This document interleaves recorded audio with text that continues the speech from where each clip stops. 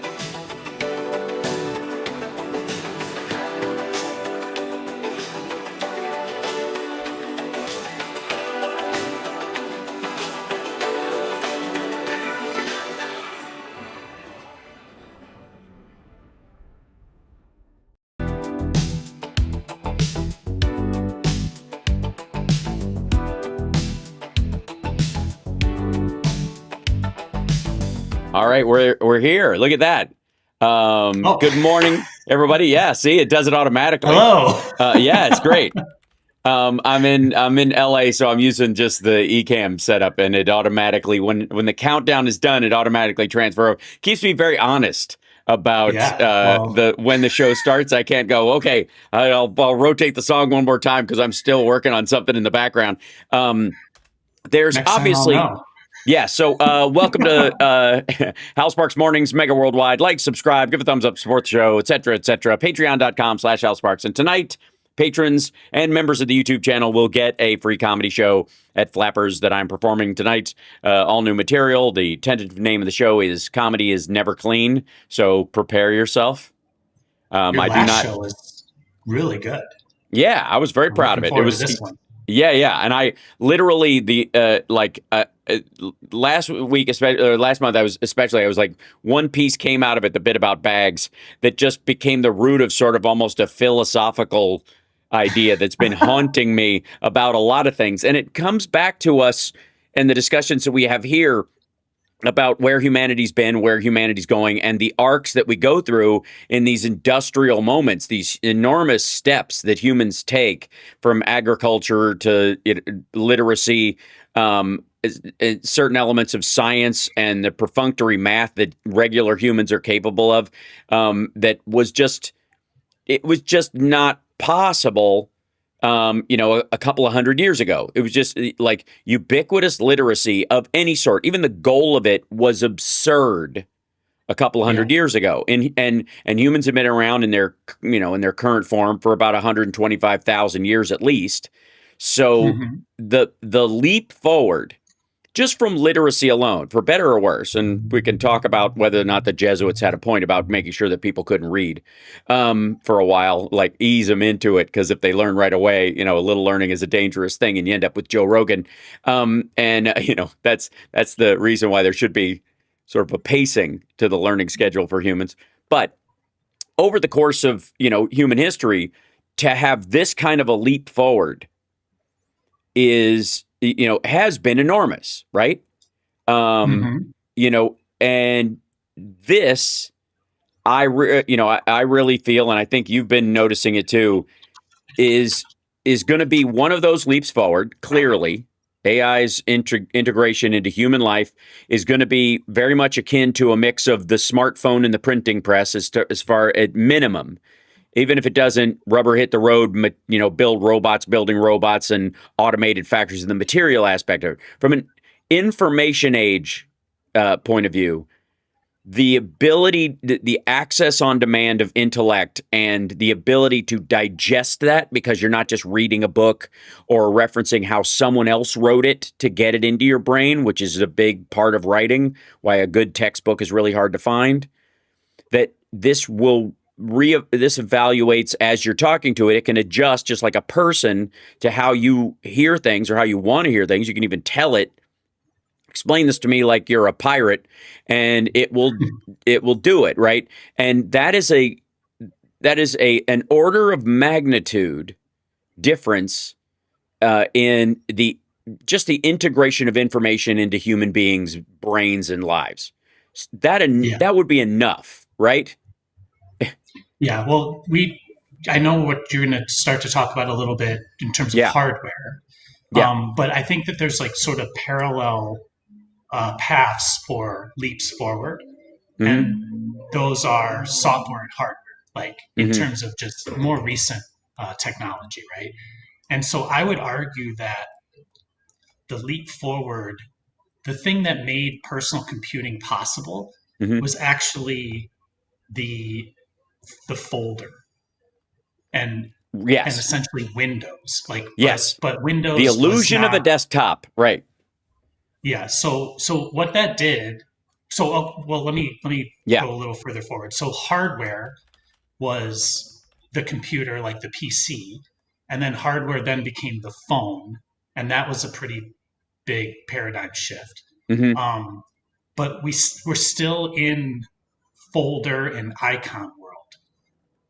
And what the folder and the icon did is it sort of joined the virtual with the physical, if that's okay way to say it. So all Yeah, your stuff, I think it created a usable analogy that yeah. people can digest and understand.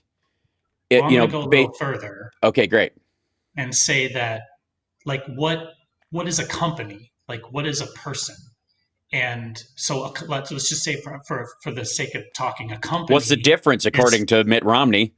But yeah, go well, ahead. that's why I said them both. Yeah. A company is the product that it makes, Hmm. and it's also the files in their file cabinet. And so if you wanted to go take a company to court, you wanted to go investigate a company, you're not necessarily looking at the thing they made. You're looking at the paperwork they created, right? And Right. that is essentially the history of that company, the written history of what happened, right? So the file, like a company before computers existed, and it was basically just file cabinets. They were Yeah. like they each had their own library of Alexandria, like right. Yes.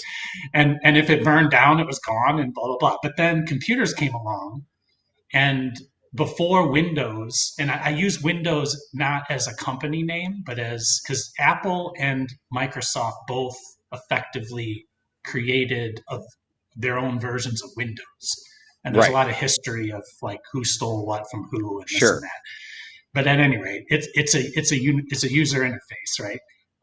So they they basically took the digital version because if everybody's making stuff on a computer, writing stuff, they never print it out, they Right. communicate with emails, texts, all that stuff. Like you have to tie it to the physical, which is a folder, a file, a piece of paper is a file, a folder is a organizational method for those things. And I would argue that the hardware, it's on its own path, the Yeah. computer, the phone, but the connection between the digital and the physical hasn't actually changed since the invention of the folder and the icon. Yeah. Like an app is an icon in most Right. people's brains, right? That's right. And it even That's looks all. like just a square version of the file thing instead of a file folder Exactly. that was that old kind It's of a way of looking folder. at It's an things. Yeah. icon. Yep. I would argue that we are on the precipice of the possibility that AI could be the next leap akin to the folder that Yes. as I'm describing it. Yes, That's what I would argue. that's what I said when we started this thing. I was like, AI is the new UI, and in a lot of ways, that is summed up in this new thing where this guy John Ivey, who is Ives. Ives, sorry, yeah, right, sorry, that's I'm thinking of Blue Ivy. Yeah, John Ives is the guy who invented well, he didn't invent it. He designed the iPod and I think the initial iPhone as well. Like he was the aesthetic designer. And one of the big, there's obviously not, you don't do just one thing. You wouldn't just sketch out what it looks like and go make it look like this. There's an integration, especially in functional technology, between using the thing and looking at the thing. And that's what Apple did really well, was that it's Yeah. aesthetically pleasing, but also functional. And everything aesthetically pleasing about it has a function. And so John Ives was a big part of that. And So yeah, he's an industrial designer, and that's yeah, what I am. I'm a trained right. industrial designer. I have a degree in industrial design, and that Hmm. was his starting point. And he went by Jonathan Ives for a long time, and then Right. he switched along No, the to way to Joni. Johnny. Johnny, Johnny? no Yeah. Johnny. Johnny Johnny, but he Ives. spells it Jony. Right. Johnny Ives. Exactly. Yeah. So, and he was effectively the head of the industrial design department that was at Apple, and he Hmm. was connected very closely with Steve Jobs. Right. And in the lexicon of Steve Jobs would not exist without Jonathan Ives. Right. Uh, Jonathan Ives was sort of the sort of director of, or the impetus to almost all the Apple things, the iMac, the Mhm. colors of the, like everything that Apple sort of became Yeah. later after. Uh, uh, I'm getting my people mixed up. Everything it became sort of like post iPod, Yeah. iMac, the I kind of part of Apple. that Hmm. was sort of his directive from an artistic standpoint and from a design direction. Right. Well, At least that's and who gets credit for it, I sure. should say. Well, I mean, he's obviously the overseer of the team, and he created this company called Love From after he Right. left, and Love From has been, for all practical purposes, absorbed or bought by OpenAI. Was the big story this week, and I'm sure they will exist as their own company still on paper, but essentially they will be the primary designer of all hardware aspects of OpenAI going forward, aesthetically and interactively. That's the thing, and so the big obvious thing from him, because it comes from the iPod, iPhone zone of things, is wearables. Apple Mm-hmm. has announced that it is going to launch a pair of, they're going to announce possibly, but everybody's basically counting on the idea that they abandoned a camera on the watch that they were going to put in so that you could use it to FaceTime like Dick Tracy all the time if you wanted to. And they have moved to glasses. So everybody's going to have their wearable glasses by next year. And so that the step beyond that is, what if you don't wear glasses? What, and or you know what I mean? And or if you Yeah. don't, wherever you are, you can't wear them for some reason, or you wear contacts and you sometimes, and the integration of glasses, like getting prescription AI glasses that are expensive, whatever, like the Meta glasses, becomes an order of magnitude too expensive for most people, and it becomes just this like kind of like Google Glass was like a dickhead status symbol in the tech world. It was like bro tech wear for a bit. And to avoid that, there's a lot of other things. There's been that shitty humane pin that dragged everybody's collar down. They put all this design in it, and I don't know if people have seen this. We talked about it a little bit, but the thing about it was you could tap it and it had a light come out of it, and you put your hand in front of it and it basically had a little projector, and it would project onto your palm the screen, whatever you'd need to see. If you had a message and you didn't want it to say it out loud, or you wanted to say it, it would Mm-hmm. just project it onto your finger, and then you could tap on your finger, or on your palm, wherever the image was, and it would, because of a laser, it would tell what you were tapping at. And it was like, you could see where they're going. Like, it's not a bad idea, but the tech is so clunky at this point that most people also are spoiled by the expectation that software should be so, like, we become. It's so funny because while smartphones have gotten smarter, certainly in their capability and all that kind of stuff, and their memory and their cameras and all that kind of stuff, they've gotten huge. At a certain point, Mm-hmm. it's you're this close to getting an iPad Mini as opposed to having and just get a fucking an actual phone this big that's for the contact part of it. If you wanted to make a phone call or have something small, why not just have your watch be your phone, and then your devices make calls through it, so you don't have to carry a fucking phone if you don't want to, and if you do want to make a phone call, you're probably going to FaceTime or Zoom or whatever, so just use an iPad right through the Yeah. watch Well, as your main. phones are powerful enough to be everybody's laptop. Like Yes. most people's use of a laptop Yeah. is a phone is capable of accomplishing all the stuff that you would normally use. Most people would use a laptop for, and Mm-hmm. so the difference in size has to do with simply the screen, like Mm-hmm. your input output, right? Like you need to Yes. see what it's telling you, and you need to So put stuff in, right? that's where the So the name that's where the name of the company comes from. IO right. is really about that in and out. And I've talked about this for a bit, that the most valuable, Caleb is calling me and he doesn't realize I'm on the air right now. It's adorable. Hi, Caleb. Check your socials. Anyways, also, people who play rock and roll together should never call each other before noon. I have a rule. There you go. Yeah, you can call And me you're on till the 2 West a.m. Coast, so Yeah, exactly. You can call me until get 2 trouble. a.m., but you cannot, yeah, don't call me before noon.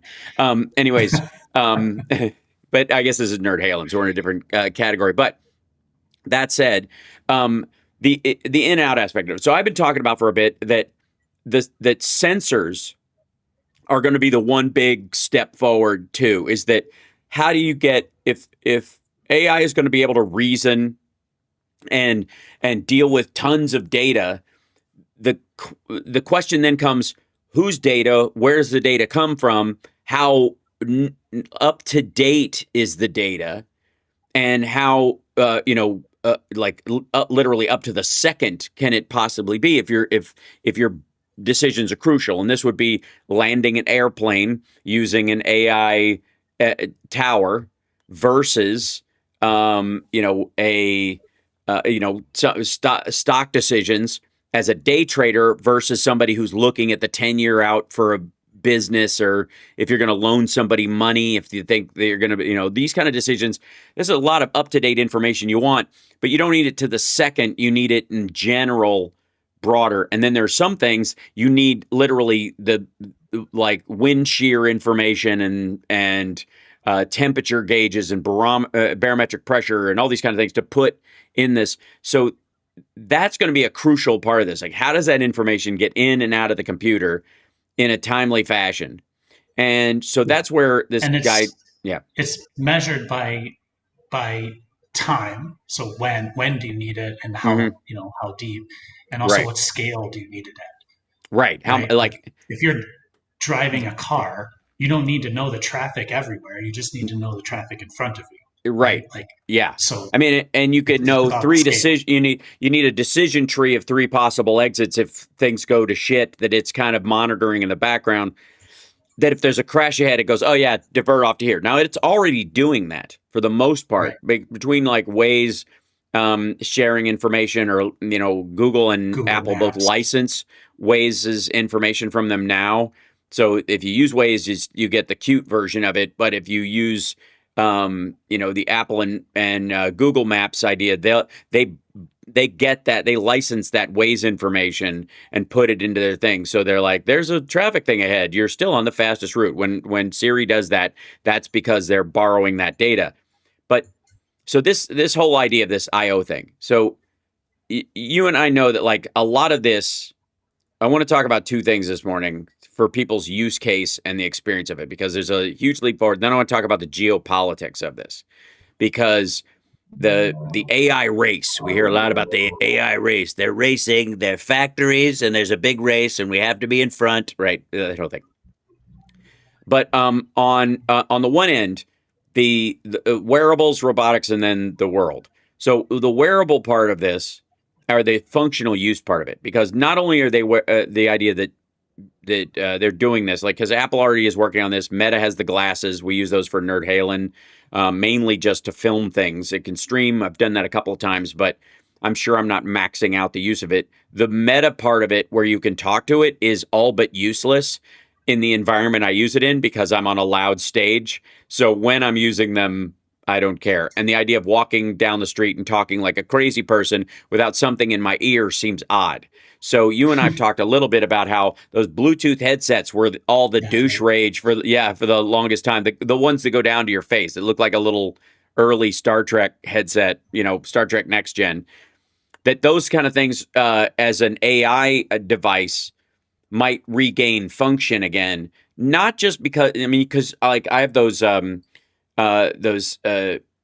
like yellow headphones that I have. Sometimes people have seen them or whatever. They can integrate with your ChatGPT, so you can, instead of tapping forward to go to a next track on your music, if you tap like that, it'll wake up ChatGPT and it will put it in talking mode, so you can speak with it. But even still, then it just, unless you're holding a phone, there's something so socially weird about using it. You know what I mean? Especially like on a subway or something like that. Well, But when I having was a younger, yeah. the headset, the Bluetooth headset was douchebag, but I have kids in high school and they have their their earbuds in all the time. All the And time, it's not right? even a big deal to them. So I Right. wonder how much of that is generational. Oh, agreed. And And nobody's going to know, as far as the fluidity of your talking, whether you're talking to a real person or to ChatGPT, unless you right. specifically have to address it by, by saying that. Now you can tell. The interesting thing about, like, Siri has to be called that and Alexa has to be called that, but ChatGPT, you can go, I'm going to call you Roy for the next conversation. And as far as anybody knows that you're talking to somebody named Roy. I mean, there's a great Brady Bunch episode in there somewhere where you've got AI poses as your Canadian girlfriend, but and who's totally hot and better than you guys, and she's totally coming to visit. Um, Yeah. but And her name is Roy. yeah, so yeah, well, yeah, that's Canadian. like Ralph. It's like Ralph in So I Married an Axe Murderer. This is Yeah. Ralph.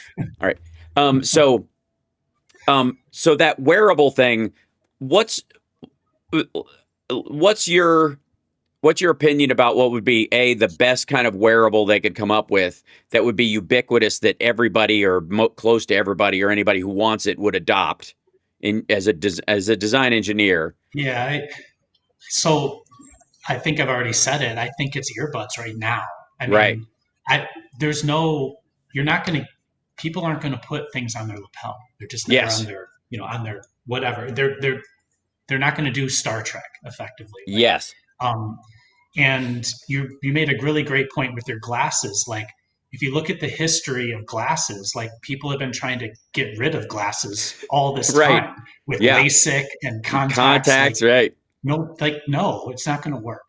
And one of the big drawbacks of VR has been that people don't want to wear the goggles. Yeah. Like if you go to an 80s, 90s arcade, you'll go touch the machine and grab the joysticks and hit the Mm. buttons. But if you went to a 2020 VR arcade, you'd Yeah. feel a little weird putting that Yeah. thing on your face. And it's Yeah. just the human condition. Right. It's sanitary, and you put Hmm. that thing on, it feels sweaty. You also don't like people don't like putting earphones on that aren't theirs, right? Yes. Like And that's it's just claustrophobic gross if you're to not people. used to doing it, Yeah, and it's why it's a very, I think so far it's been a very niche market. I obviously have a VR headset. My kid plays with it. We love it when we like play together, but we're definitely in a specific category of people yeah. that adapt to this kind of stuff early. And I did it to make Mhm. sure my kid was more active. If he was going to do video games, it would be better if he was up and around as opposed to just sitting. And so that was Yeah. what my motivation for giving it a try was. And it's worked. It is, Yeah, no, it's as a terrific. personal experience, it's great. But If socially, and like if well, you were so we going used out to to do it, do. useless. I Right. I ran a R&D department inside of a large company Hmm. about 5 or 6 years ago. I was there for about 8 or 9 years, and we had a full VR build of our products in the environment that they were in. And one of the interesting things about it is if you'd have a meeting where people had to collaborate, only Uh, one person could have the goggles on at a time. So what we ended up doing was we put a screen, a huge, LCD up on the wall, and hmm.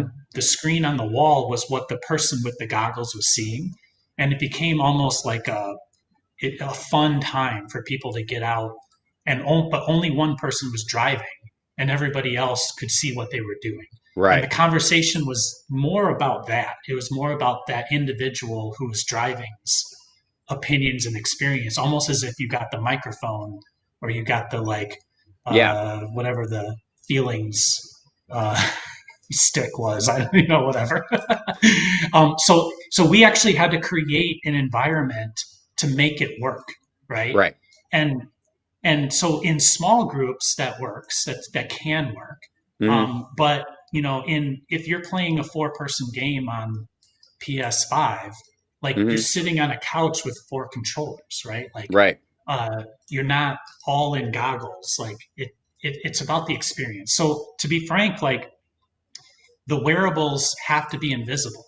Like Right. you have to figure out a way to make them invisible. So that's like a Fitbit watch or an Apple Watch. It's the Aura Ring, like you say you have. Right. And once you get beyond like the things that are sort of in the places that people expect, you all of a sudden get into the realm of fashion. And once you get Yes. into fashion, everybody's opinion is different. So you Yeah. have to create the fashion. You have to create the look. Or you have to make Um, whatever the thing is invisible to fashion, meaning it's right. like Exactly. buttons. You can change the buttons, but it's not the existence of buttons that that people have a problem with, right?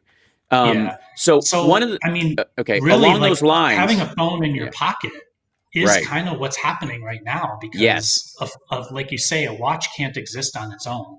right, It needs the phone as sort of like a tether. It needs to be tethered somehow, or the right. Bluetooth speaker in your ear needs the phone. Well, that's okay. So, So some who I don't know. Hold on, I made a favorite a couple of these because if you got a question, guys, feel free to oh, ask, and I'll try and gather you some of can them make up. a And by favorite the in way, the comments. I can favorite them in there. I can put a little Oh, star next to them, and you can, if you see a question, you can put a star next to it, and then we can answer it or whatever. that's Um, fancy. one of the things that Templeton the Rat said, which was hilarious, was this one. I used to have earbuds for my classes, and some students apparently never clean their ears. So that's right. Yeah, people Which is don't like sharing that stuff, no, they and do not. you know, of Gross. course not. Right. There's a reason So why. to that point, if I may, there's I use these nothing headphones or whatever, the yellow ones that I was talking about, but they have a version that are Mhm. these over the ear kind that they're bone conductors. So your ear is actually open. It sends the sound through your cheekbone, basically. Yep. And then the battery is Mhm. behind your ear and it hangs like this. I would not doubt that you will have something similar to this with a camera facing forward on it or out from it a little bit that, so it can be past your hair or something like that, that you could, and these minor devices that could be your AI integration. Because like these integrate with, like I said, ChatGPT. You could take out the track forward and track backwards thing and convert it to open up voice ChatGPT, and Mhm. and that would work.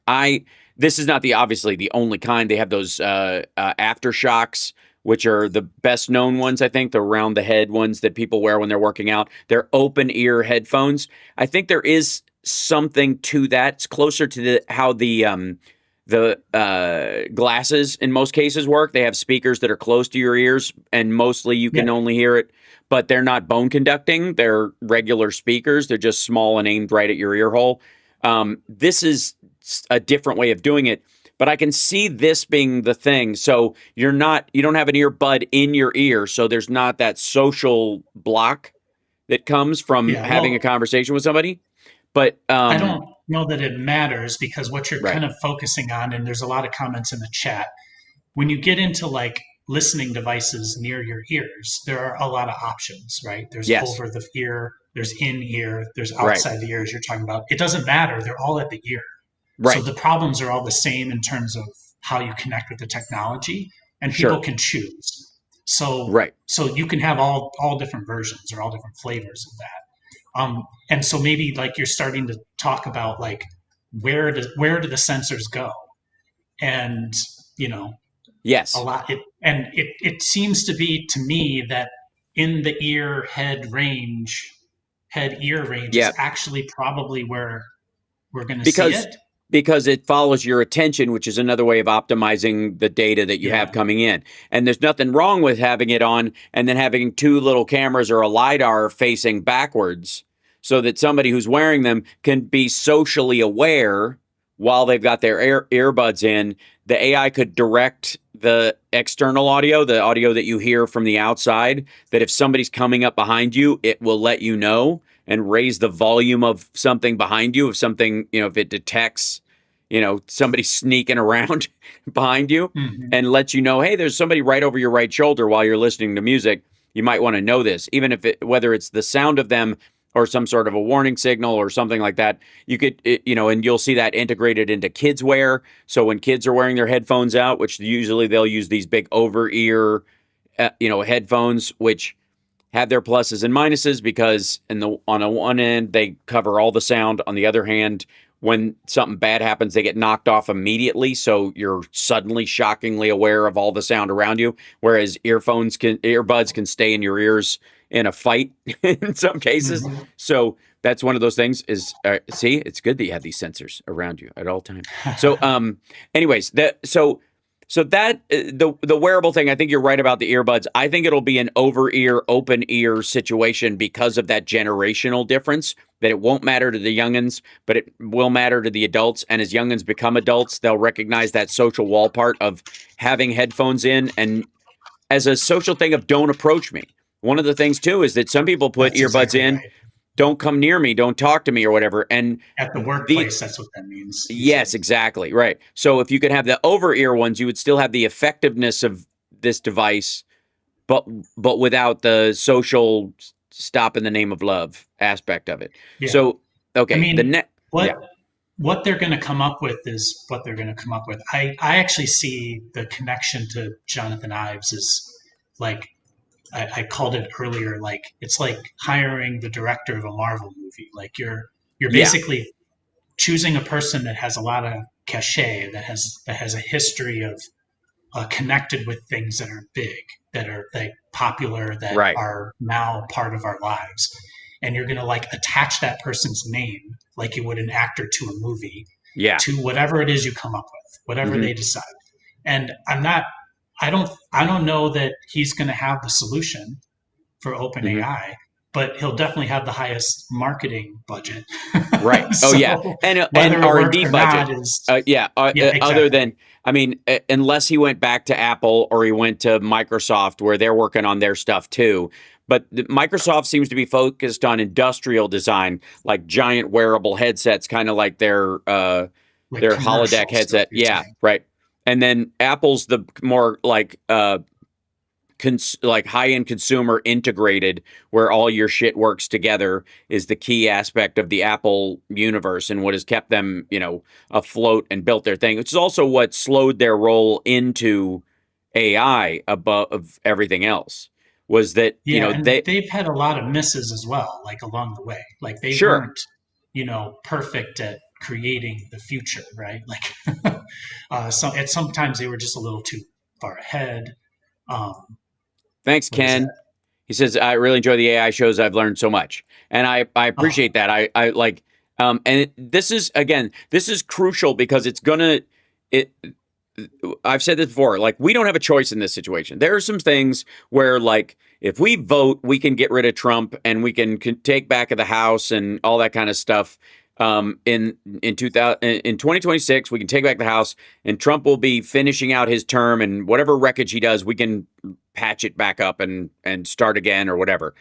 But the advancements that are coming around AI and the integration into human society is unstoppable. It is just going to be in the same way that the printing press or fire is. It is, this is human technology on its natural arc. This is and to use a phrase we love out here in California, it's organic.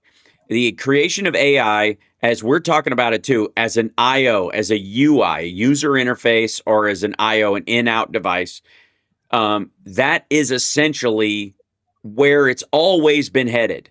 From Turing's, literally like the GPU or the CPU of his computer having hand switches that redirect the electrons around this thing to solve certain problems and only certain problems, to automated versions of pre-printed chips, to somebody programming in zeros and ones, to somebody programming in a coded language that is just referential to a bunch of zeros and ones, placeholders for a stack of zeros and ones in a particular order, and then that language becoming ubiquitous enough where the average person wanted to use a computer, but that's a pain in the ass.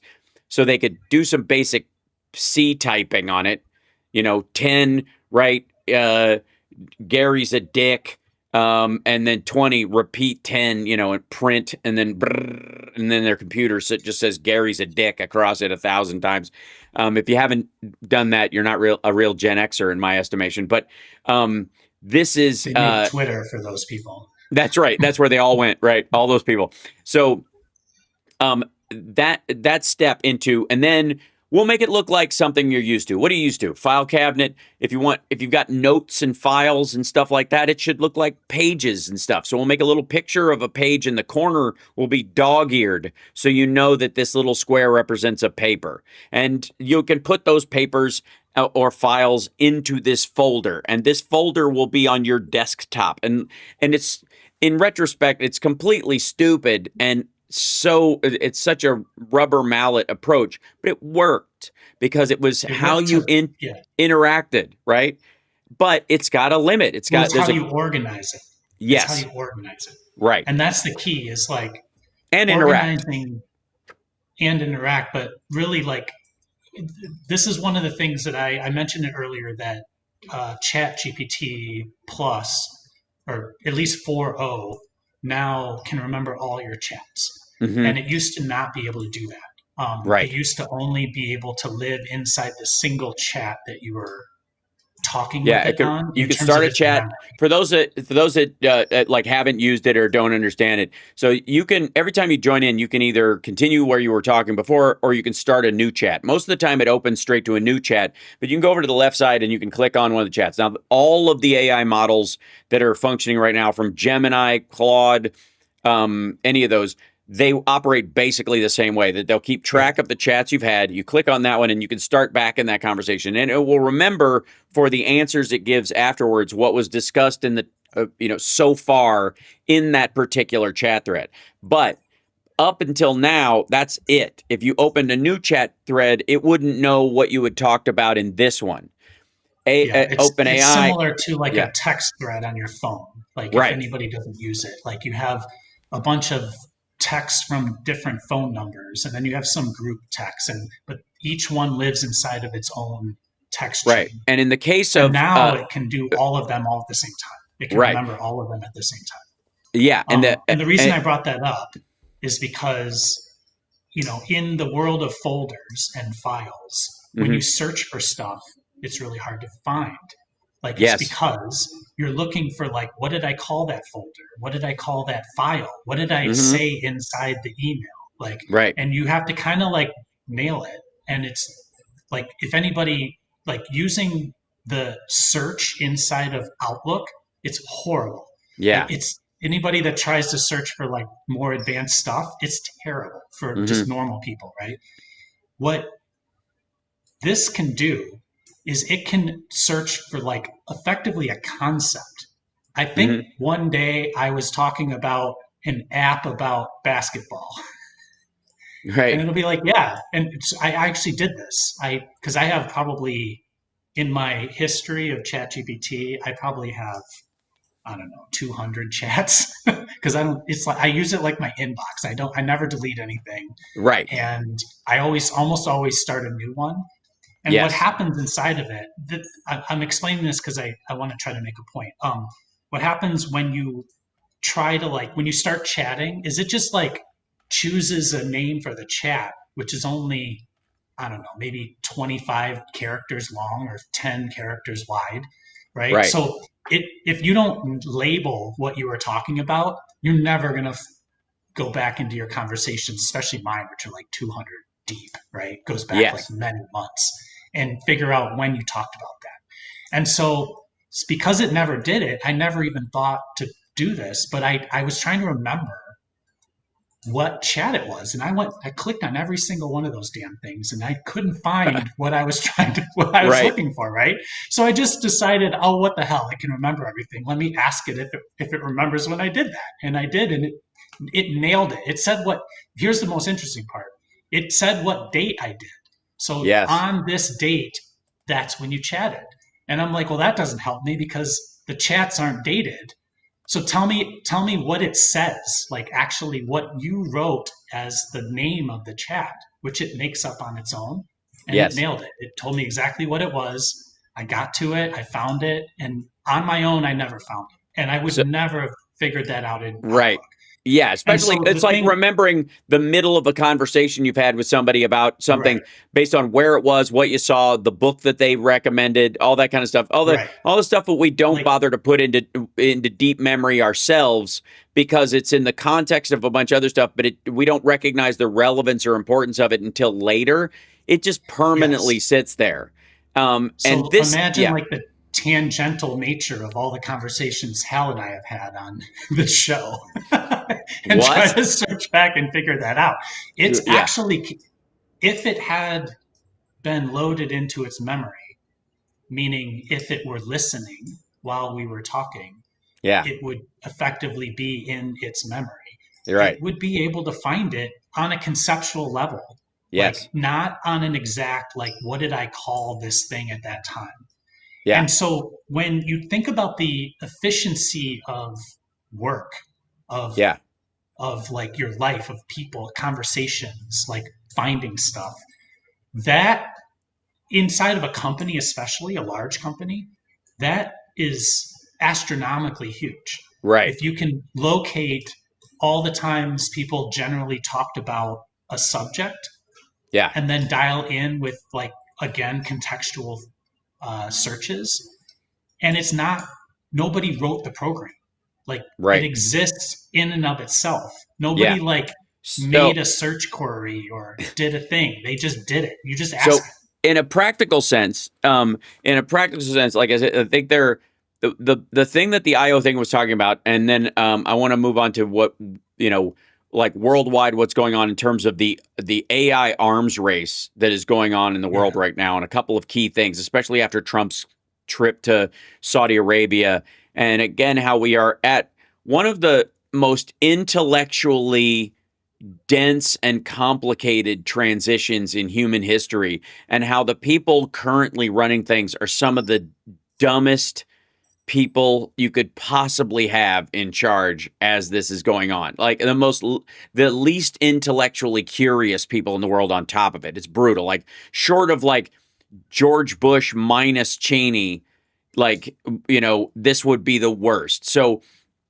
um, but on the practical sense, and in terms of what people can use right now and where this is going to lead your lives, and we've talked about this. Like currently, the best thing that I've seen for this, besides some sort of, if you're lonely, it's a curiously fun companion, I suppose, for some folks who are talking about marrying their AI girlfriend or whatever, which is adorable. I Right up mean, there. I wouldn't discount the fact that an AI friend could talk someone out of a cult. Oh, no question. Yeah. Yeah, especially if you ask it to, which is pretty great. But on top of that, as a manual to life in a way that for things that didn't exist. So I've talked about a couple times how like I'll get a piece of guitar gear that I really like, but I know I'm not using it to its maximum effect. And if I look in the manual, it won't be able to explain it to me because even the design, like the designers and the guy who wrote the manual and the head of the company all have different things that they're kind of talking at cross purposes. There's just no way that you could have one person that fully gets every version of a new floor pedal that comes out or something. That just single pedals is one thing, but like these big integrated ones that are all in ones, they're so complicated, have so many ins and outs. You could reroute them digitally internally to almost any direction. There's almost an infinite way that you could put them together, but nobody bothers to either explain it or work you through practical use cases except plug your guitar into this part and this part goes into your amp. If you don't want to go into the amp, you can go direct into the board out of this plug. That's it. The rest of it is like, I guess you could plug in an expression pedal, but and there's an FX loop, so see ya, but that's it. But that's modern stuff. So here's the beautiful part of lately what I ended up using ChatGPT for. And I posted a picture before of this. Let me post it right now. So I have an old piano and I just got it tuned and it's got a couple of dead keys. And I was going to have to bring the guy back in and maybe have him repair it. And I don't know if that means taking it out of the house to do it or if he can do it right there or whatever. And then I looked up. So I was like, I literally asked ChatGPT, like, what's this? Like, this is the piano that I have. Here's a picture of it. Right.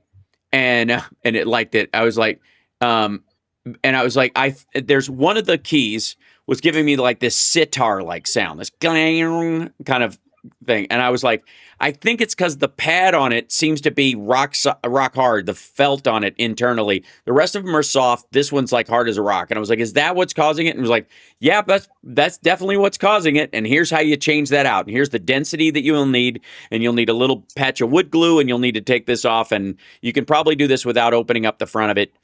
But if you want to replace a key, you're going to have to do a little more work. So I was like, oh, fuck, a piano. It's a thing. It's like, and this is a 1932 Kohler Campbell piano. A friend was going to throw it out and years ago, and I've had it with me, and it plays like an old honky-tonk piano that you would find in a saloon in the Old West, and it's great. But they're usually built until they collapse, and then nobody bothers to fix them. If the strings break, they're like, fuck it, get a new piano.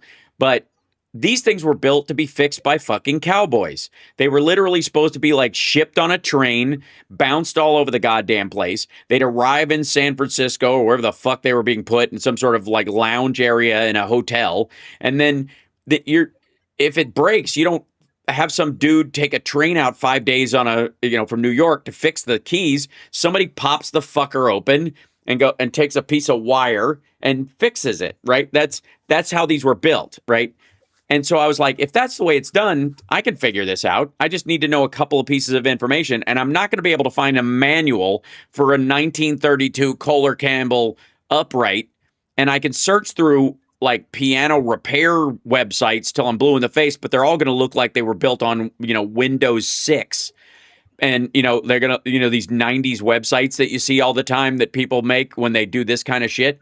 And so I put it in there, and it was like, hey, can you, if you want, you can send a picture of the action area, and I can confirm which screws to loosen to get this thing apart. And so, right, I don't know if you can see like where my thing, my right across the top there, between all the screw point, all the keys, there's like the lower, middle, and the high keys, and they're like separated by this chunk of metal.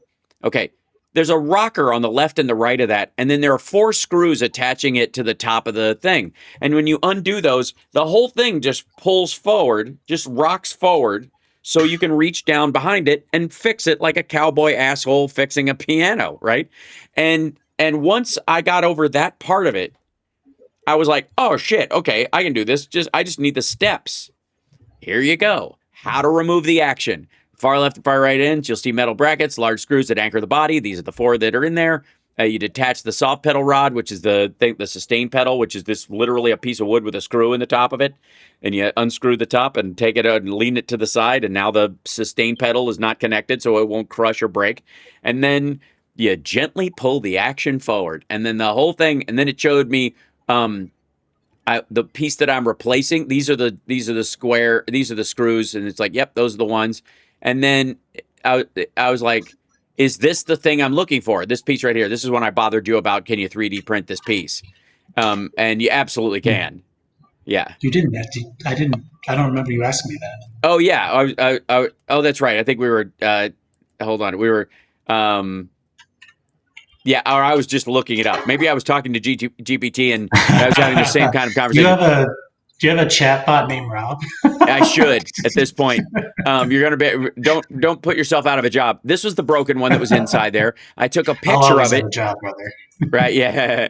I took a picture of this and I was like, "Is this a capstan style whipping?" And it was like, "Yep, this is definitely a capstan type whipping." And I was like, "I don't, And you need the hammer. Here's the replacement pieces. I need a replacement whipping, replacement hammer, butt assembly, including the shank, the head, and the catcher and butt flange. I ordered one. They were like $16. I ordered felt to replace the tip part of this because you can see like the big soft felt on one of them, but the other 2 below it are like really worn out because the fucking thing is from 1930, right? And it told me the density of the felt that is used, how to apply it, whether to just replace it or the hammer itself, or to get coat it with new felt, which is what I'm doing. I ordered the felt. I'm waiting for the hammer to come. That's it will be your like June 9th or something like that. And it was $16. And it just runs you through the steps. And then I was like, it'd be great if I could 3D print a replacement. It was like, absolutely, you can 3D print a replacement hammer butt or a whipping if you're willing to combine it with traditional materials like a wood shank or a felt hammerhead. I was like, I think I can do that. And so it was like, here's the printable parts and here's the not printable parts. And for wood dowels are better in this situation. Now I disagree with it in this situation, but it gave me the files for a 3D piano whipping, like where to look it up. And the hammer butt on Thingiverse, if I want to print it out and replace that piece. And I was like, I'll just use like carbon fiber. And here's a lady who printed some up and, carved these pieces out to replace them. And so anyways, the point being is like, this is just something that was not a reality in any way, except to pay somebody $1,000 to come in and fix my $800 piano. right? Yeah, and I think that's the paradigm shift is like Yes. the idea that, we've kind of gotten to this point where we aren't experts of anything, not even close, like not even capable of like Yes. fixing little things here and there where people aren't handy anymore. I'm making very big generalizations, Right. but if you were to try to work on troubleshooting the problem, that's a skill in and of itself. Yes. And so, maybe the shift in education is actually somebody mentioned like how to ask the question, like how do you ask questions to solve a problem? And it seems small, but it's a skill, and maybe and in the conversation, in the back and forth, you're effectively communicating with an expert, Hmm. and you can't tell me that over time that doesn't change society Yes. when people are literally communicating one on one with someone who's not an asshole. To be Right. frank, like Yeah. I'm Right. And, serious. and doesn't Like, get tired of your stupid questions. That's right. the other thing. I And think a lot of us are shamed almost by our ignorance, even if it's completely logical that you would not. Why would I have this information? Why would anybody in my circle of friends, let's say if I lived in fucking yeah, Montana, the idea that I would know anybody that knew anybody that knew anybody that could fix this, that wouldn't have to come from out of town to do it or talk me through on a fucking Zoom call is nearly impossible. yeah. And so there's just something spectacular about that. Now, the other thing too is, and Also, yeah, pause for a second. One of the things about repairs, like you're talking about, it's just of interest, right? But hmm, there's not like a financial benefit to it. There's not a value to like have the job of repairing piano keys, right? So if you were like right, didn't have ChatGPT and you wanted to like actually find someone to do that work, if you found the person that could do it, they probably wouldn't even talk to you hmm, because it's not worth it to them to fix two keys on a piano. Like, yes, and they might not even be in your city or whatever. And so your experience in trying to fix it will be bad. And because that person, if you get a right, hold of them, would be like, you know what, buddy, you're not even going to want to pay what it's worth for me to yeah, do the job, yeah. They right? And you're talk you like, out of well, the and work you they don't leave want to that. do. So Right. many repair people do that. Like the idea of fixing a LCD TV, like just as an experiment, try to call of someone who repairs electronics and ask them to fix your LCD. Every single one of them will just say throw it away and buy a new one, right? Hmm. Um, which, but ChatGPT won't, and LLM won't. Right. It'll They be don't. like, well, here's how you And do it. and some folks talking about the piano stuff or whatever. Like if you have a Bosendorfer or you have a nice Yamaha baby grand or a grand piano in your house, believe me, there are people lined up around the fucking block that will, because of the class that goes along with it and what the Right. expectation for what they would be paid for their labor, will return your call in a heartbeat. But if you have a But there piece aren't of that shit, many of them. no, there aren't. Yes, there are very few of them, so their time is valuable. And if you've got a piece of shit honky tonk upright in your house, they're just going to tell you get an electric like weighted thing and just throw it out. That's what they're going to Right. tell you because there's no, There, unless it's an heirloom, there's no reason to give a shit, right? So this this is, yeah. comment of Doug says, "There goes my piano key business." Well, that I know they're probably joking, but that's the point. Is like Yeah. there are so many things that we're like, well, we lost the piano key repair business by AI. Well, no, you didn't. There wasn't one, right? Yeah. Like you That's right. actually might have increased the life of all pianos by having AI. Well, yeah. I'm using like one stupid More example, but it is more often that you will have somebody tuning a piano than replacing the keys. Hold on, sure. Carl is joining us in the background, and we'll bring him on in just one moment. He's in the green room. We'll bring Oh, him in you a second. Yeah. um uh is it I Carl Alessi? Yeah, yeah. Oh, okay, I feel like cool. we can join him in on this too, because a lot of this AI stuff has to do with the space stuff, and the advances in Russia are only in that arena. So I want to talk about let's move on real quick while Carl is waiting in the green room. I don't see his camera up yet, but we'll see him in a second. Um, so I went through and I set up in ChatGPT. You can do a thing called tasks where you give it a Mhm. job and it'll schedule something like something you want it to do on a regular, I don't know, interval of whatever it is. And so on a lark, when it first came out, just to give it a test, I set it up for a thing that said, just give me an AI update. What's going on for the week? Every Friday at like 7 a.m. my time, 2 hours before the show, there's Carl. I see him in the background. We'll bring him in just one moment. Hi, Carl. So I set this thing up to go, and look into what's the biggest advances in AI.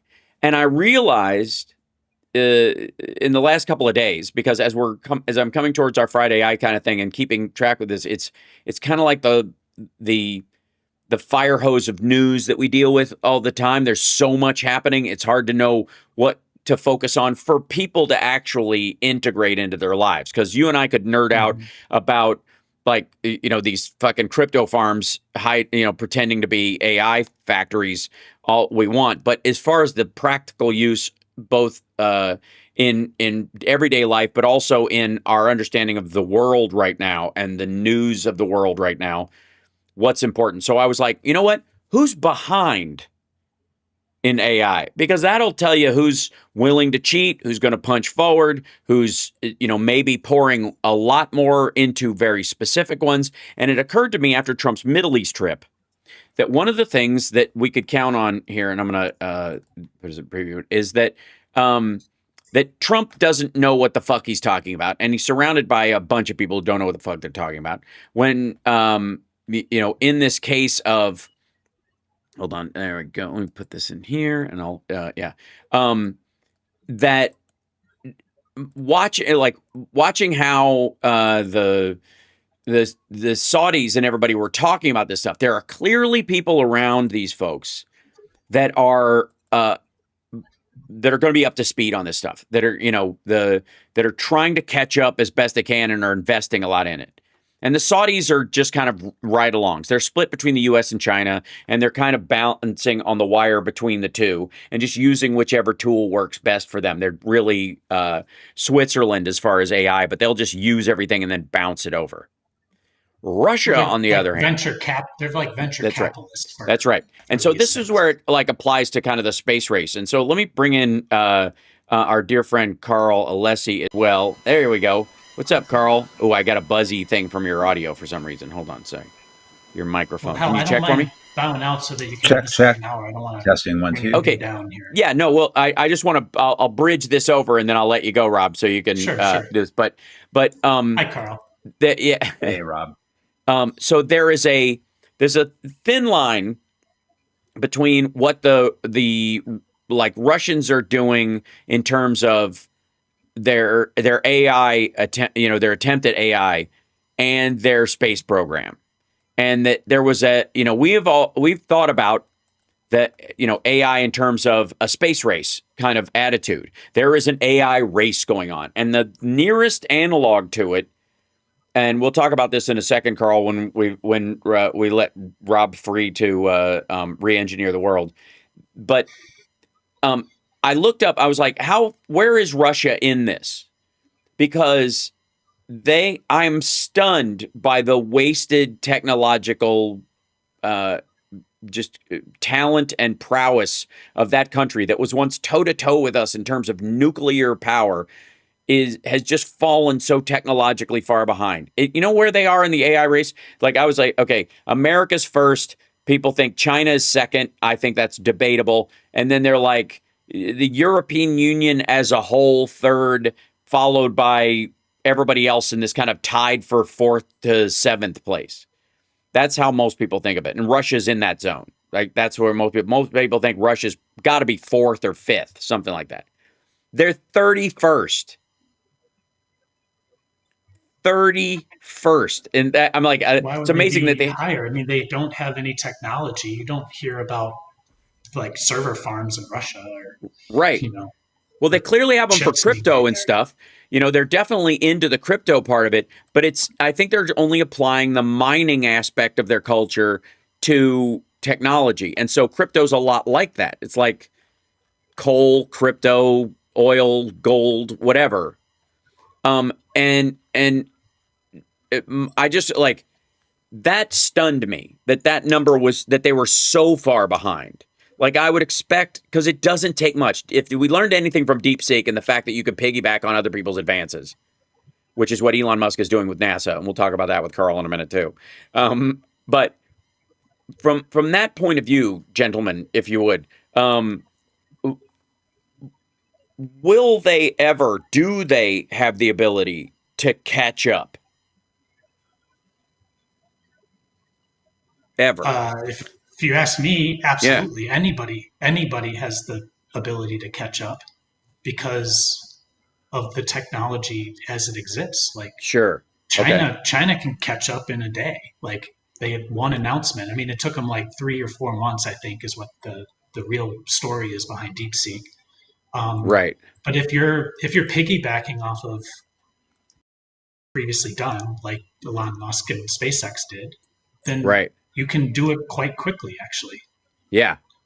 And we'll okay. And then I guess the final question I have for Rob is I'm going to send you it's not even a question. I'm going to send you a video later about the tariff stuff that's been going around that was on CNN, where a guy who was making shoes in the United States has decided that it is economically possible to survive with the tariffs in place the way they are and still to outsource to other countries. So he is setting up a 3D printer farm to print what is effectively 90% of the shoe parts that he would have outsourced someplace else, and they are shifting the design to a full 3D printed shoe model as opposed to sending it over there and then it would come over and he would attach the leather on the outside of it.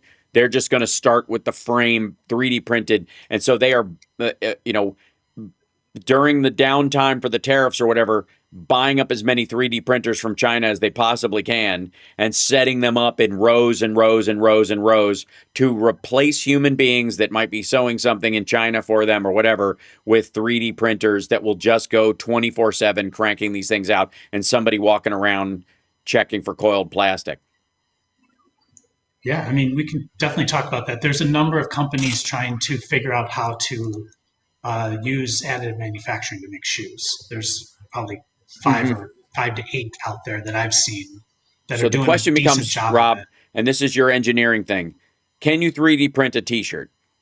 Can you 3D print underwear? Well, we were Can you talking 3D about that a couple of times ago. I Yeah. think that using some form of new technology to create fabric goods, to create clothing and fashion stuff, that's probably like one of the would have about as big an impact as you could possibly have on Right. all things like the economy, the environment, everything.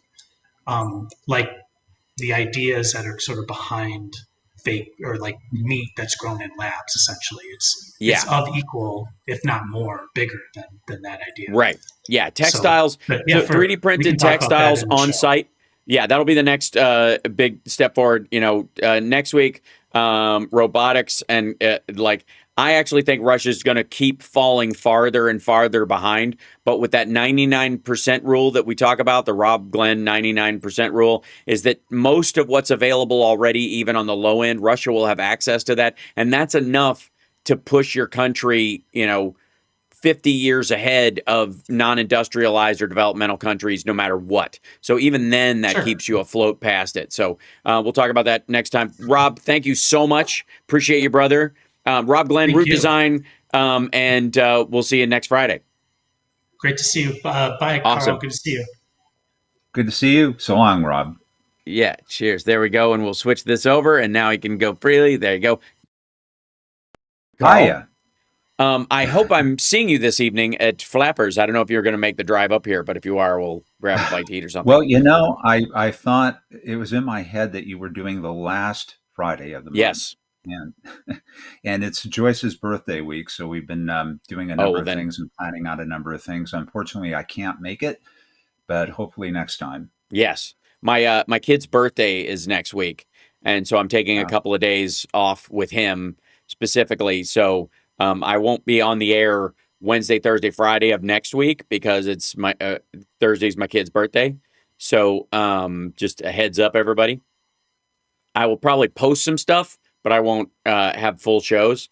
And so because that Friday was the last Friday of the month, I bumped it forward to this I had a Friday. feeling So something was up. yeah, that's exactly it. So the Russia question brings up the whole idea of the Russian space race and the analogous aspect of the AI race to the space race to the, maybe even some aspects of the New Deal. And have you seen For All Mankind? I think you and I talked about this. Oh You've yeah. watched For All Mankind, Mm-hmm. okay? And the premise, for those that don't know, of For All Mankind, essentially is, what if the Russians had beat us to the moon? Had won at everything, and we were playing catch up with everybody, and so it rewrote this idea of the politics and the espionage of the time, and it's fascinating. The good thing about it is that the science of it is nailed. Like, they are, from a NASA standpoint, they really do take everything we know about, the moon and all that kind of stuff. I don't know if was there a couple of things that stuck out to you? I know I had my pet peeves about it. Well, to tell you the truth, I only watched the first couple of episodes, and I started thinking, the real history of how we got there first was a lot more interesting to me, and I ended up dropping out of seeing it. Sure, I understand. Yeah. Yeah, yeah. Summer's a big NASA head. So she grew up near Clearwater, Florida. Used to watch rockets take off all the time. She was watching the Challenger when it exploded when she was a kid in school and all that stuff. So, if something comes on, from Apollo 13 to First Man to a documentary to an anniversary, special or whatever, we watch it in our household. And she got into it and ended up watching the show all the way through. Like, this was her kind of binge for a bit. And for those that don't know, the science of it was the thing that they really heralded the most. The drama around, the espionage of it and everybody trying to catch up with each other was more exaggerated than what actually happened during the Cold War, which, again, the reality of that is exciting enough, and you don't have to make anything up around it. There was plenty of that kind of espionage, and people getting knocked off, and cars mysteriously crashing and shit like that, all over Europe and in the United States and in Russia, all during that period of time, for a myriad of reasons, not just the space aspect of it, but obviously nuclear power and nuclear weapons. And so all of these things, like, I'm just seeing the parallels everywhere in this alleged AI race. Now, I don't know, do you use any of the AI tools yourself? Have you played with them at all? I've played a little bit with ChatGPT and gotten some help from it. Like you, I certainly don't want it writing anything that I'm writing. Yeah. But I tried supplanting some of the basic Google searches I've done for research with ChatGPT and gotten a little bit of help. I was hoping that there would be some version of that when it comes time to build an index for the book I'm working on, it would help me build an index in Word. I can't find anything that does that, which is surprising. And hopefully by the time I'm ready to do it, I will find something. But just reflecting back a moment on what you were saying about For All Mankind, and I haven't seen those episodes of it. So far as espionage goes, this stuff that NASA was using and still does use, this stuff was all out in the open. I mean, there's no need to spy on anything that NASA was doing during the space race. It was all out in the open, all of it. Mm-hmm. Well, and again, that's why jokingly, but it is becoming increasingly serious, that I am dubious not only of what Russia says it accomplished during that period of time, looking back, but also we never went to the moon conspiracy theory has Russian KGB disinfo all over it, like, as a strategy. It very well might, but the openness of the program itself, from the time it happened until now, is what completely derails any of those arguments about, well, we didn't really go when we really did. And that's because hostile powers, non-allies, non-aligned nations, a lot of them can observe the evidence of it in real time today as they could back then. We were transmitting from the moon and on the way to the moon and back from the moon. They could pick it up. Conversations, unless they were medical data about, Frank Borman's got diarrhea, this kind of thing. Sure. We're all unencrypted. Hmm. The data was unencrypted and the like. So, and you can observe the lunar module descent stages on the moon. You can bounce your laser off of some of the laser reflectors that were left there, like the one by Apollo 11. Hmm. Um, so go Yeah, take a hike if you think we didn't exactly. actually make Right. it. Exactly. There And are two also, classes of people that I'll talk to differently when it comes to about that. If it's, well, I heard we didn't go to the moon, that's a person I can talk to and I can give information to. If sure. it's we didn't go to the moon, it was have a nice day. I mean, Yeah. I don't have time for this. Yeah. Well, and yeah, exactly. And I mean, it's fun poking them a little bit. I do, you know me though. I'm more of a shit stirrer than you. You're a gentleman and a scholar, Carl Alessi. And I, on the other hand, I don't mind digging a hole and watching them try to climb out of it. For them, like, can I borrow your shovel for a second? So you say Hmm. this, do you? Okay, cool. Well, I'm using your shovel. So you say this, and you say this, and then eventually they're standing in a hole, and you're like, "Have fun." And Hmm. but there are a lot of similarities in, say, the DeepSeek story of China's DeepSeek, which was the thing that like wrecked AI stocks for about a week. And Rob and I both called BS on it when we saw it. And is it a useful model? Sure, but there's dozens like it on Hugging Face, free open source models you can just dump. And the idea behind, you could argue, DeepSeek was a lot like the Saudis and the Russians intentionally lowering oil prices so that the American shale industry couldn't get off the ground because they needed the higher prices for R&D. And if the price goes down to near break even, they can live without it for a while because the Russians can tell their populace to go fuck themselves and the Saudis can too. So they can both sit there with their arms crossed while everybody complains, whereas the United States cannot. It will cost you an election. So they would use that as leverage, right? There's a similar like aspect to the politics of space. And recently, after Trump's whole thing, like he invented Space Force, and you know certainly more about this than I do, but there was an element of the Air Force that was Space Force. It just wasn't called Space Force Hmm. Hmm. for. Yeah, they had their own secret programs to perhaps even put battle stations in Earth orbit Mhm. through something that was called the Manned Orbiting Laboratory. This is back in the 1960s. And it ended up being deemed to be not feasible, not desirable, too expensive, and they canceled the program. The astronauts in the Air Force that were working on that program learned about how they were out of a job by listening to the news on the way into work. Right. Uh, so yeah, that's kind of where Well, that that comes talk from. about openness about it. Meanwhile, and part of the other reason why they didn't want to do it, they were worried about uh, um, a like a weapons escalation in space. That the weaponization of space would become its own new race, which would be incredibly prohibitively expensive. It might be an inversion of what Reagan was trying to do in the Cold War, which was break the Russians by making them spend too much on nuclear weapons that because they're expensive and hard to maintain, and if you make people spend a bunch on it, ratchet that up, they will break themselves. Somebody will break eventually, and depending on who's BSing, the person who's not BSing and thinks it's an earnest fight will break themselves first, which is what happened in the case of Russia. You could argue that if there was one singular cost that cost the Russians their government, it was the price of building and maintaining the largest nuclear arsenal in the world while trying to keep up with us in the space race as well. The space Hmm. race ended up being more lucrative, beneficial to society, economically viable and feasible, had a lot of secondary industries to it Hmm. beyond that.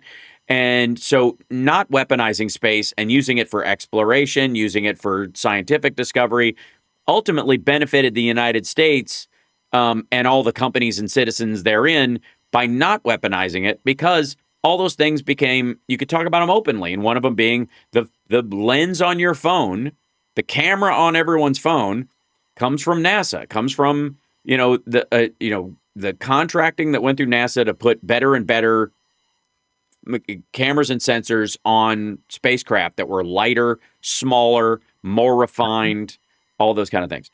Russia, on the Yeah. other hand, apparently never stopped.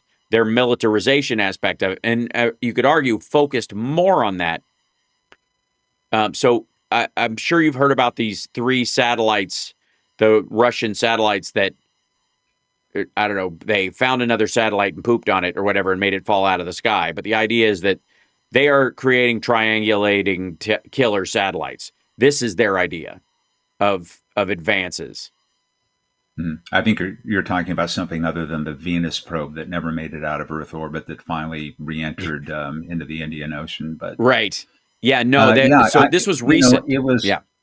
The space race was tremendously expensive for them, and it faltered enormously after the death of their chief rocket designer, Sergei Korolev, who died from a botched surgery for stomach problems that he had. I think they were digestive issues or whatever they happened to be. And once anyway, he was out of the picture. You had apparently his stomach reacted poorly to hitting the asphalt from the top of a building. I'm kidding. Go ahead.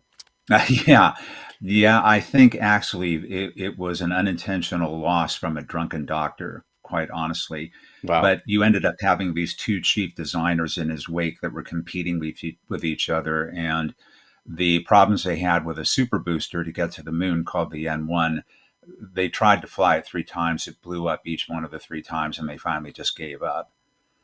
So they've had their problems. You were mentioning the lack of trust in the veracity of their historical record and what they did fly. Yuri Gagarin, they had some secrecy behind that. Kind of interestingly enough, when he was coming back in, they claimed he completed 1 orbit. They didn't complete quite 1 orbit. His landing site in Soviet territory was shy of where the landing site was in Kazakhstan, so it was less than an orbit. And according to the internationally recognized rules of such things, for completing a flight, you have to be able to get out of your craft and walk away from it. Well, he ejected by design from the Vostok 1, and they kept that secret. They didn't, they indicated that he landed with his craft, got out, and he was fine, but he had to eject from it and come down by parachute, which is sort of breaking the rules a bit. So, anyway, I just thought I'd throw that in as absolutely. So, to that end, let me see if I can bring this up. I want to show you something. In this, the Russians have been, this idea of like killer satellites has been around for quite some time. The Chinese have dabbled in it to some degree, but it's gone further lately with this U.S. It says Russia's Inspector satellite space weapon is tailing its spy craft. The tensions between U.S. and Russia over space weaponization also surfaced at the UN Security Council. This is May of last year, and then these 3, basically these.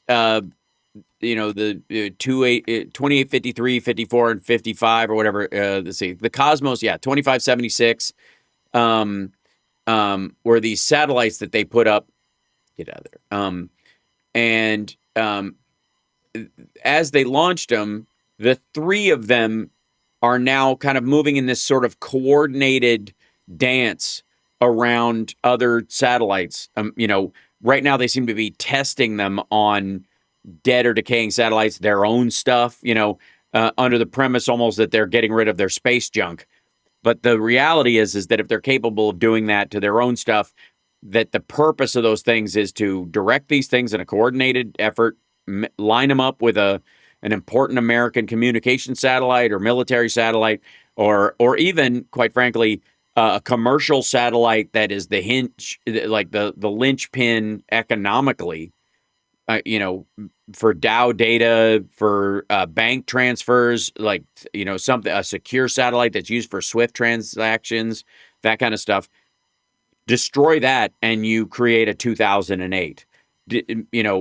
Destroy, if you have 2 or 3 of these setups, destroy that and internet connectivity and do a malware attack or a spyware attack at the same time on a terrestrial level, and you have effectively the first digital world war.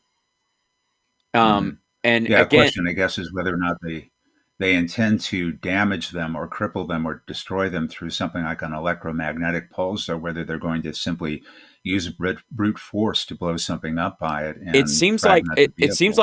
it seems like they're brute forcing it. So as far as we can tell, and this is just going on the stories that we've seen so far, is that they surrounded this satellite, and then something came out of one of them, whether it was temporary, like, or it was an arm that came out and retracted, or it was something that was shot out of it, is up for debate at this point, because they were not expecting to see it, so they didn't look for it. So they just know by what happened to the satellite they were surrounding that that they could tell how it was struck, what direction it was struck, that it was struck from the direction of one of the satellites that was around it. Because you can do the math. That's the great thing about space, is that it's very predictable in terms of force, and gravity, and so and the lack thereof. So whatever it was came out, either poked the thing or shot it, and it knocked it into a decaying orbit. It gave it enough of a spin. They just calculated what they needed to flick it, and that was enough to knock it out of orbit. These were low Earth orbit satellites that it was attacking primarily. But that's what Starlink are. That's what Kuiper are. And if you're talking about these things, let's say it doesn't have to be reloaded. Let's say it's a recurring thing. It was an arm. Let's say it was just a piston that comes out of it, that it is built, that just dink, hits something just right, has enough pushback force in the satellite itself. You got 3 of these things. All they got to do is move down the line of Starlinks and just start dink, dink, dink, dink, dink, just knock them all out of the sky. It's not even that hard. That's a lot to knock out, though. Yeah, but I mean, they don't have to do all of them. They just have to do strategically a significant number of them, create enough of a gap where it fails. I don't know how many that is. Maybe it's 10 satellites. Maybe it's 15. Maybe it's every 5th one. It's hard to say. But if it loses, because the reason Starlink works is because they're all linked together, right? There are no gaps in it. You create a couple of big enough gaps. That's where, are we at the front? Are we standing at the precipice of effectively another space race around this kind of things? That is what everyone was trying to avoid, which was the weaponization of space, finally coming to be. Yeah, the question is whether or not it becomes loosed in some direction. One of the things I don't think you would see, because it becomes sort of a suicide-homicide pact, is the idea of blowing up other satellites, because, again, that kind of fragmentation and debris is very likely to affect your own spacecraft, which is not something you want to have happen. So you want to have a more surgical option for destroying or disabling an enemy spacecraft, and it can be done by trying to deorbit it. It could be done by putting it into a useless orbit, which is more difficult to do with something like GPS satellites that are in something called the geosynchronous orbit, which is a very high altitude orbit. So it'd take a lot of energy to deorbit it, for instance. So don't know. I mean, there's a lot of this information that's out there that you and I don't know because it's classified or is difficult even for our own DoD to penetrate and to understand right now. Yeah, so there is, let me see if I can bring this up and I'll show it to you here. Let's see. There is I'll turn the audio off on this because I'm not even quite sure this is dink. The concept being that the US is prepping at this point for Russia to attack its satellites like in the air. Like, this is now for all practical purposes, a foregone conclusion in this conversation. That this is, in terms of military preparedness and good old Space Force, the 2576 low Earth orbit satellite, they're treating it as a weapon. The Cosmos, the Russian one, that it is designed to destroy other satellites. Now, it won't blow them up and shatter them and that kind of stuff. It will simply take whatever well, explain, if you would, the difficulty of keeping something in orbit. both bouncing off the Earth's atmosphere if it's coming, if you're too high, or like when something's placed in orbit, or coming in too low and burning up, or being in this window of a decaying orbit. Well, the difficulties aren't there really so much with something that is in a very high altitude orbit because you're above the Earth's atmosphere Hmm. altogether. But in a low Earth orbit, you're typically not. You're in a very tentative area of atmospheric molecules that are there. And what can happen that's unpredictable is that the atmosphere of the Earth is subject to expansion and contraction based upon solar activity. Hmm. And we've had numerous instances where in the past where the solar activity has become more intense than was predicted, the Earth's atmosphere tended to inflate, if you will, as a consequence to that. And we've lost some spacecraft early as a result, notably Skylab back in Right. the 1970s. They were going to try to rescue it with a shuttle flight, one of the early ones, and they ran out of time to do it because, again, solar activity caused enough drag on Skylab to bring it down much earlier than was anticipated. Yeah. So that's the difficult part of prediction in the long term for that kind of a satellite. Yeah. But if you're even if you're like in a regular orbiting satellite, you're not in low Earth orbit. There is a way to either knock something into a decaying orbit, like Mm-hmm. which is what ultimately happened with Skylab, and kind of play on the fact that getting something up there and keeping it up there, not being hit by space debris or other stuff, the myriad of things that can affect stuff in space is work. It's a lot of work. And so all you got Mm-hmm. to do is create a weakness in one of the fail points. Yes? Well, yeah, quite possibly. I mean, if the satellite in question is one that has its own restartable engine so that it can compensate for problems with its orbit, you would have to be able to disable that somehow. Hmm. If it does not, it might have the ability to grapple with a future spacecraft. We used to use a shuttle to do this, but we don't have that anymore. But it might be possible for something like a Starliner, maybe, or a Dragon spacecraft to come in with some kind of a remote manipulator system, grapple it, and rescue it to be able to maintenance it. Right. Conversely, you could end up having some spacecraft go in and grapple with it and be able to disable it or deorbit it when we didn't want that to happen. Hmm. So, yeah, any kind of a spacecraft as a failure point, I think certainly one of the easier things that you could attack might be its power source, and those are likely to be solar. And that means big fat solar arrays. And big fat Right. solar arrays can be are targets that Yeah. have a rather barn door like aspect to them comparatively to the rest of the spacecraft. Hmm. So that's one way to deal with it. Right. Yeah, the people are saying that like Trump will put something up there where it tries to grab them by the solar panels. You're not completely wrong in that regard. You brought up Skylab, and obviously you have a history with searching for Skylab, America's greatest triumph, or whatever. I think that's the Forgotten triumph. forgotten triumph. You Beg your forgot pardon. that part, Well, I didn't forget it. ironically. I forgot that it was forgotten because it's not forgotten to me. That's probably why.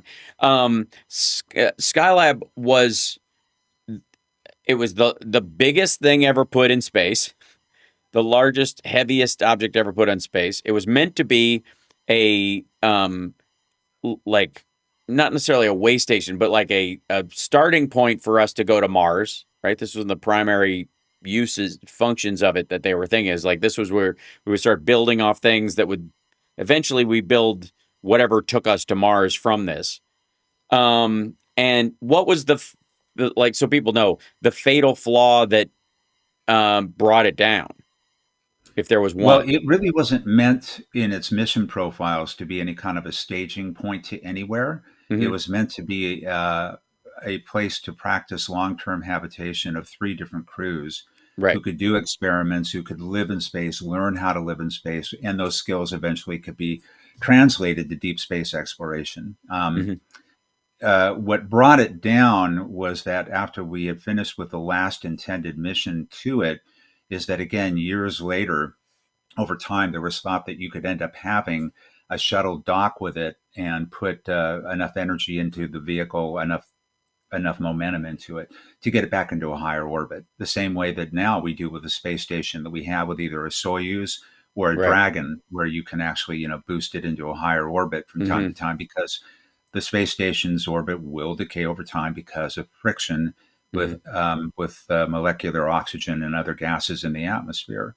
So that's what happened to Skylab over time. Ironically, again, one of the main things that they wanted to practice long term with it was solar observations. And people like Dr. Joe Kerwin, who I got to be Mm-hmm. friendly with, was a solar expert and did a lot of studies on the sun while he was there. But that very activity over time in the late 70s became more intense. There was more solar activity, more solar flares. Right. All of that again caused our atmosphere to unexpectedly expand more, put more drag on it, and eventually bring it down to the point where people really started to get a bit nervous about where is this heaviest object in orbit ever going to come down, Right. and whether or not it could be controlled.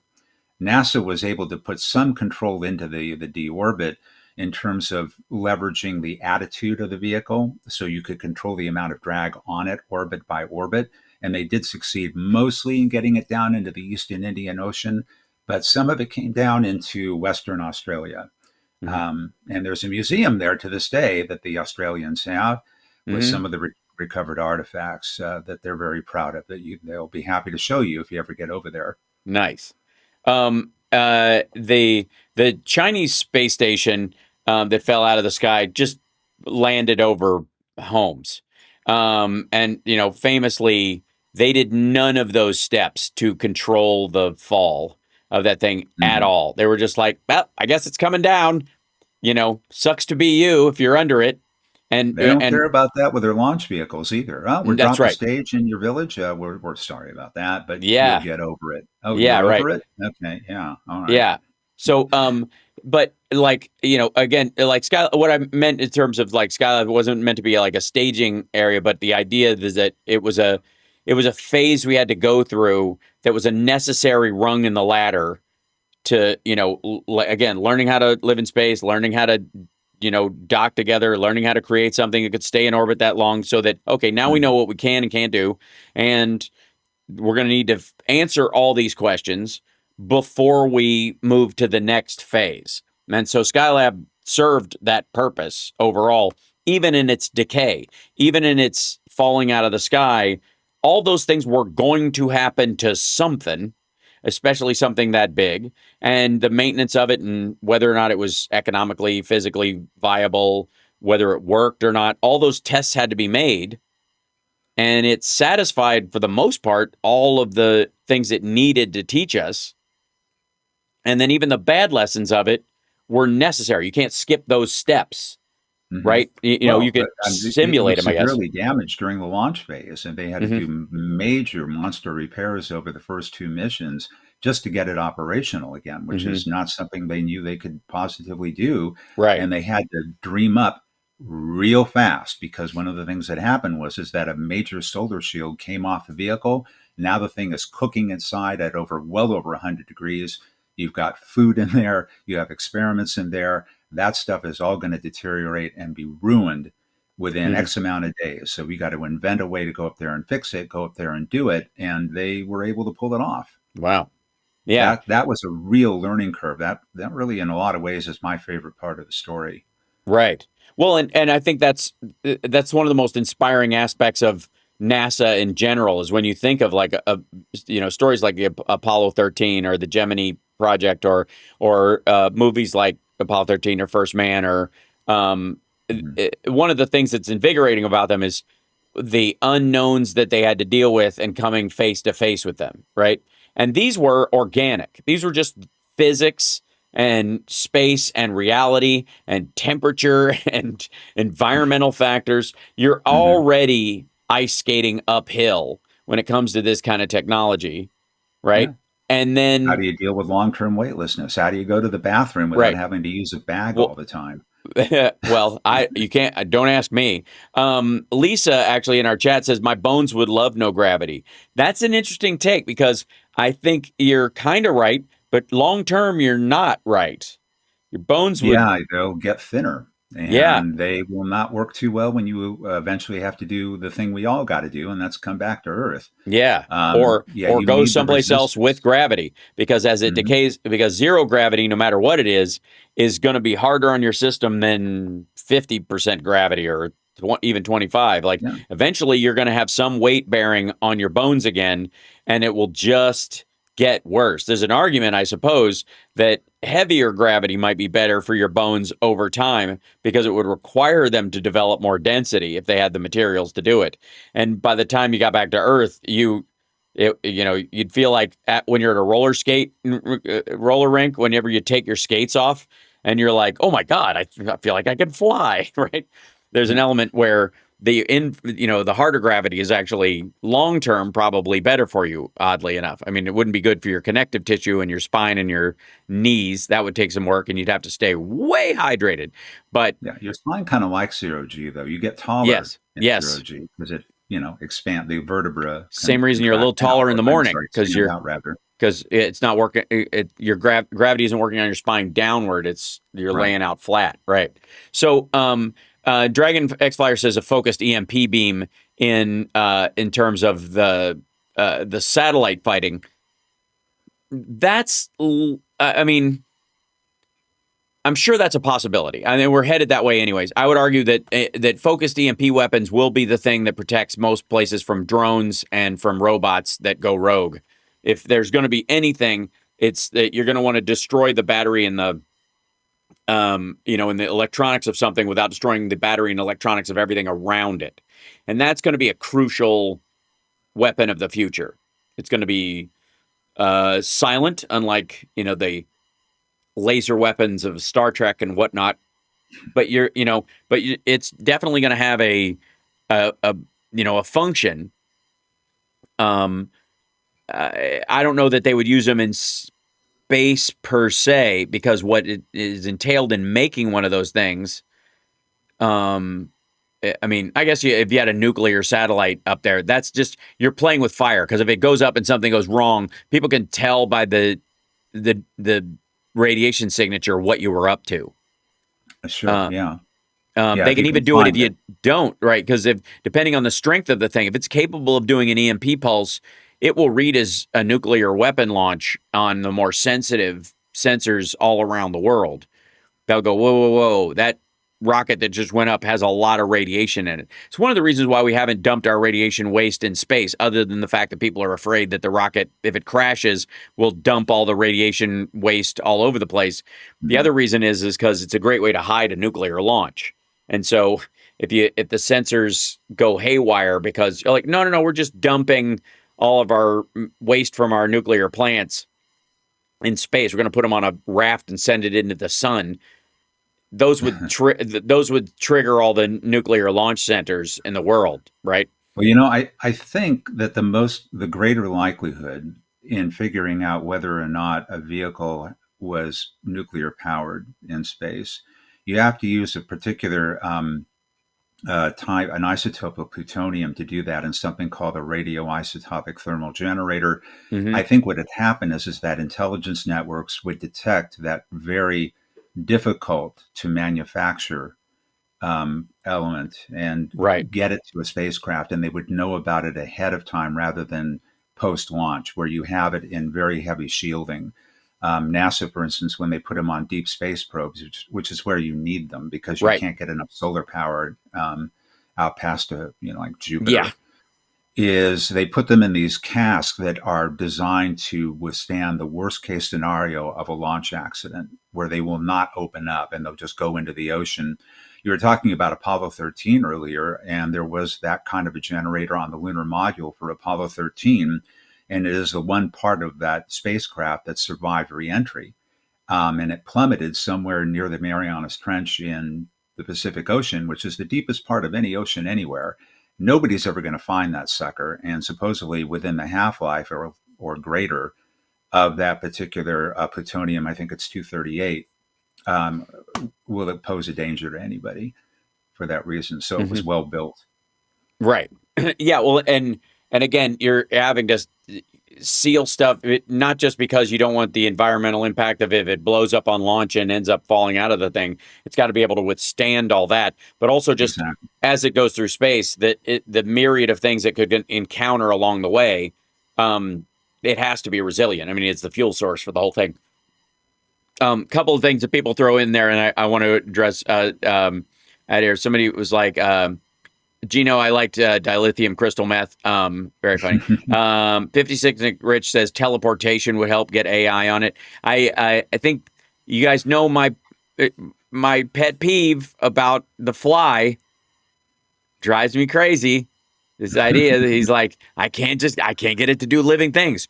Who gives a shit? Can you imagine the space elevator possibilities if you could transmit physical goods across a digital line from one place to another? That in and of itself would end the need for space launches for a period of time, because you could just send people up in rockets, but all the stuff would just go up via transmission lines. And again, if you can electrically transmit through the atmosphere and clarify that as much as possible, like radio waves or the like, you could technically do it wirelessly. Think of that as the Ethernet version of those pods. Eventually a like satellite linked version of those things. But at the very least, shipping is over and you save the world trillions and trillions and trillions of tons of carbon dioxide. So who gives a shit if people have to row there in a canoe?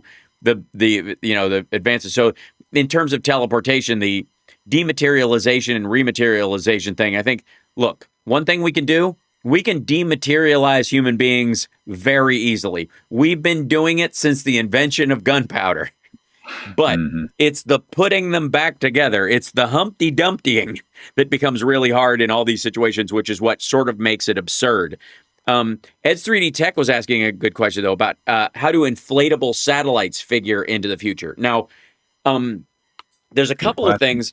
Yeah, there's a couple of things about like inflatable habitats being one of the primary things. They talk about that on, a couple of the more sort of futuristic. I have not watched Expanse. Somebody was mentioning Expanse. I have not seen the series, but I will check it out just on your recommendation.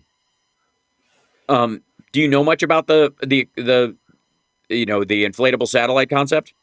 A little bit. The idea is actually to construct a habitat for people, a module that you could bring up in a de-inflated state. You could dock it to something like the International Space Station or whatever private space station you may build in the future. You inflate it, and now by saving all of that mass and space on the launch vehicle, you later could have something with a lot of room in it, and something that could be protected against things like micrometeoroid impacts and solar radiation, because a lot of its composition would be from Kevlar.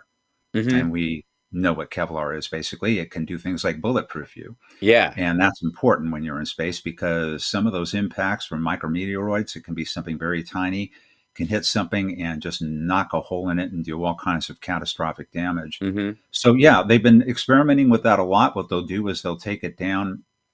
I'm forgetting the name of the company right now that's mostly been making progress on this.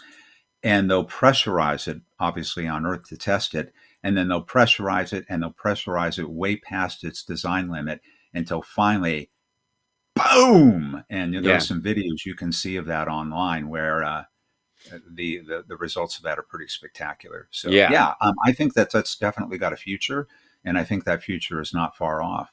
Yeah, I think especially in the situation where you have places like the moon and other places like that, like you can tell that impacts to a specific area are extraordinarily rare. When they do happen, you have a tremendous amount of warning to them, and a lighter habitat you could move in the time. You could go, hey, we've noticed that there is an asteroid or a meteor big enough to strike the moon's surface where you guys are, and it's going to be here in 7 days. So get out there, pull up the ratchets, and get the rollers and drag this fucking thing 16 feet to the left, and you'll be fine. You'll be outside the impact window of this thing if it does indeed come your way. So that, it's lighter to move. It's not, the problem with a permanent base is the same problem you have with permanent structures in the United States. Floods, hurricanes, falling debris from failed Chinese Skylab wannabes.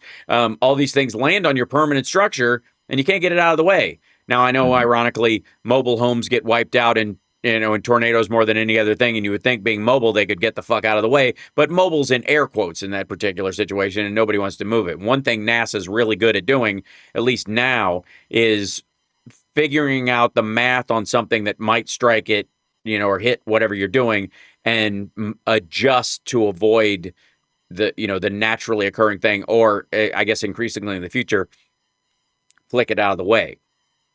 Mm-hmm. Which, Hopefully. Yeah, I mean, they're coming up with the old Golden Dome design right, here. right. So, there may be some limited opportunities for that to protect particular vulnerable targets, but the idea of it being an entire dome over everything, I think, is stupid. A little bit It's stupid and crazy expensive, stupid. with all the money being flushed down the bloody toilet. Yeah, and Should thank be you, called Lisa Golden Miamore. Bowl. Yeah. I mean, clearly, what a just a jerk around. But if you were going to, let's just play devil's advocate here. Let's say you're in Space Force and you do take it seriously, or you're in the Air Force, which would be overseeing most of this Golden Dome stuff. Because it wouldn't be the Navy handles the nuclear submarines, and if they play a part in it, I don't doubt that they wouldn't. If you had a coordinated move everybody in, and we're gonna, shields up, whatever. The Army wouldn't do it because it's American territory, whatever. So it's going to be the Air Force, and Space Force is a part of it. That they would go, while we're trying this thing, the chances of us actually being nuked by somebody pretty small, especially via a missile that we couldn't shoot out of the air. Like, is there a chance that Russia will do it? Very little, because the exchange would be awful. Is there a chance that Islamabad, that Pakistan, some rogue in there might try to fire a missile at us that has a tactical nuclear head? Sure, but it's not hypersonic. We could blow it out of the air. We got 3 batteries between it and its source. Even if it was, if it was entered the upper atmosphere, we'd still have other ways to knock it out. Not the least of which is, I believe, an array of satellites that everybody, I'm going to assume we have a few at this time, like the Crossbow Project and Real Genius that they, was part of that movie, is based in some level of reality. That said, I've said before, if humanity does one thing in our entire existence, if everything we've done on this planet, from pollution to being dicks and killing each other over wars and religion and all the cool stuff like symphonies and rock bands and Taco Tuesdays and and drum circles, all that stuff happens if humanity's entire reason for existing is that at some point there's another planet-destroying asteroid headed our way, and we're the only species on the planet that can fly something up into the sky and knock it out of the way, it had been worth it. Because there's no other animal on the planet that can save the rest of the animals on the planet from an asteroid. And if we dick around, this is all we're doing. If it's all we ever do, it'll be worth it. The price of humanity will have been worth it to every organism on the planet if ultimately we're the only ones that save the thing from being hit by something awful and a cascading, winter kills everything again. Yeah, we definitely need some kind of planetary defense system. Yep. We don't need a system so much that would defend against something coming from the Soviet Union, I think, or it doesn't exist anymore, Russia, rather, or China. We need something that would be able to defend us against something being pushed into a new orbit by Jupiter, namely an asteroid that could come our way. And eventually that's probably going to happen again, almost certainly, one way or the other. Yeah, it's inevitable at some point in the future. Yep. Yeah. It does happen with smaller asteroids that come in. And, it could be that one of these days, one of these smaller objects comes in like it did over Russia a few years back, or Tunguska back in 1906, where you had a really large object come in and level a good part of Siberia. That kind of thing could happen, and somebody could get very panicked at that end and go, we're under attack, and respond accordingly. Yeah, that was one of the worries during the Cold War. was that Yeah. they were going to react to anything entering the orbit as like, oh, that's a secret U.S. or a secret Soviet missile entering, instead of because it's so enormous and we didn't see it coming. Now we can see most stuff coming. I think that one of the first steps in that defense, and that goes towards the Skylab thing. And I encourage everybody to go to searchingforskylab.com, check out the movie there. And one of the one of the things I think we learned from that process, getting our satellites up, our the Hubble, the Webb telescope, is that our first line of defense is that data that comes in, is monitoring all the stuff that is headed our direction from all different ways, because we are going around in a circle and stuff, whether it will catch up with us or miss us, all those things. There's that one that supposedly in 2035 will either bounce off of the atmosphere and fly away, come in too hot and burn up on entry, or if it hits the keyhole exactly, will land 35 miles off the coast of Santa Monica and destroy half of Los Angeles in about 25 seconds. And that's a little close to me. Yeah, it's a I little think close. you're talking about Apophis. Yes. That particular asteroid. Yep. I mean, the sooner we can intercept something like that poses a threat, the better chance we have, obviously, of deflecting it enough so that it does not become a threat and it goes by us. But, some of these damn things, they've come so close. They've come between the Earth and the orbit of some of those satellites I was talking about earlier, the geosynchronous orbit satellites like GPS. I mean, they've been that close, and they've missed us by that much. Right. As they say. But we knew it too. We could tell that for a while out, but we couldn't do anything about it. And I think if Space Force or any version of it has any real worth in the world, it's to fight off that situation. I know people jokingly clamor for the asteroid to come and clean up humanity every so often, but nobody ever brings that up around a baby. And there's a reason for that, because it's really just kind of a nihilistic, sarcastic exercise, and it's said with the same depth and breadth of somebody complaining about, I don't know, a Starbucks line. We'll end on this one though, because I got a couple minutes left. Gerard Riley says, hot take: Star Wars space combat is extremely stupid. First of all, Gerard, I love you and I want to have your babies. Yes. And here's the biggest reason why. Why do they have to bank?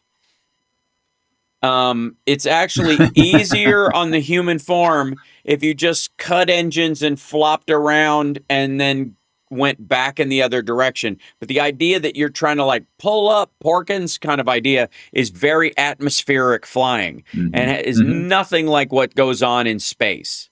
And you don't have, even in the reverse thruster direction of things, once the thrusters are off, you're back to zero. And so if your system can just spin and get back to where it was, you're not going to slam your body the way gravity would, where you're, as it's slow, there's ways to maintain, the humanity in the cockpit, and it isn't pulling up like you're trying to maintain the integrity of an airfoil, because that's all those fights are based on it. Even the X-Wings. The X-Wings shouldn't have to do that either. The X-Wings should be able to tumble and just go back the other direction if they want to, without much impact, certainly less impact than banking on the person that's flying the fucking thing. Other than that, I even back in the 60s when we were watching Star Trek, I remember my friend Chris used to say, how is it that the Enterprise, if it meets another spaceship, they're always on exactly the same attitudinal plane to each other, as though there's some common reference in deep space that they're both using. Maybe there is, I don't know, but we haven't discovered it yet because we're not smart enough. When you see the Enterprise orbiting the Earth, it's always kind of oriented towards one side of the spacecraft, towards the Earth. The reality is that when modern spacecraft are navigating around something like the Earth or the Moon, they do it purely on the pitch axis. And if they're going to stay in the same orientation relative to the surface of the Earth, the pitch axis, using one axis, Mm-hmm. and the axis is a simple one to deal with on pitch. That's what's adjusted as you go around that body, the moon or the earth or what have you. Yeah. But it's not yaw, for instance. So Yeah, you're not going to go anyway, this direction, this direction.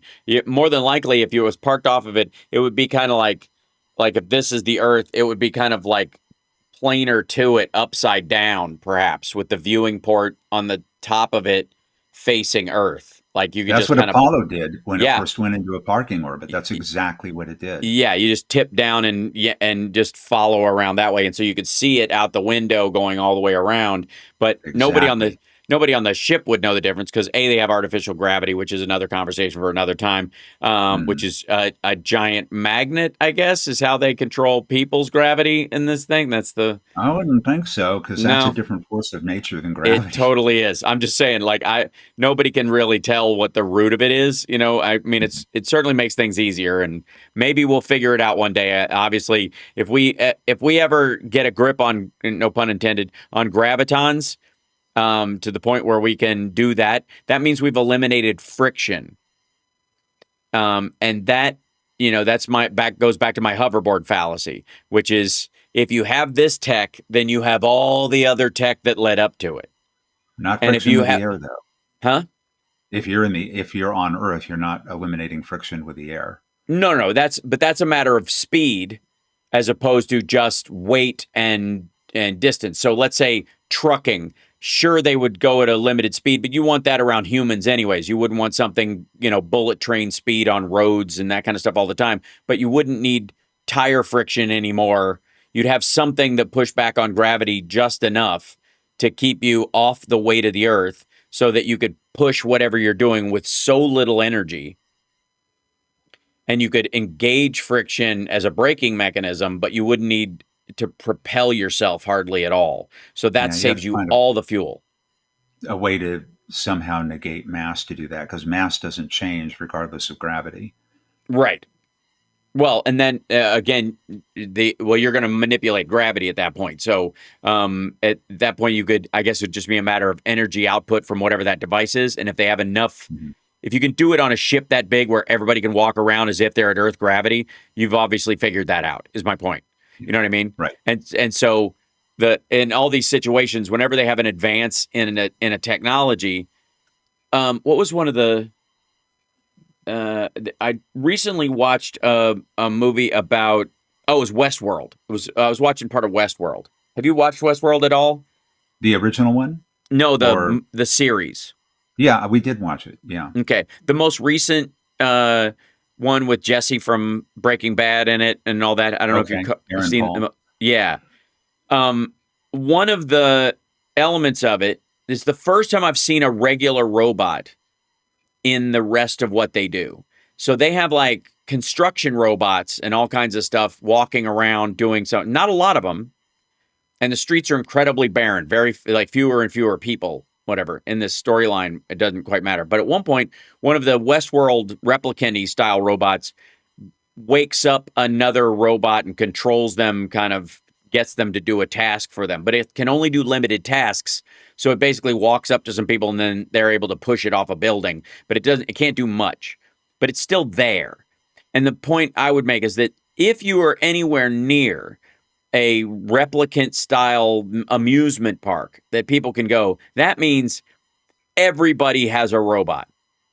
Everybody has a humanoid, like plastic robot with, Optimus or Figure One style looks on it. And only the uber rich have the fleshy sex bots or whatever that look real. Because if you have that, you already have everything that led up to it. And that's a lot.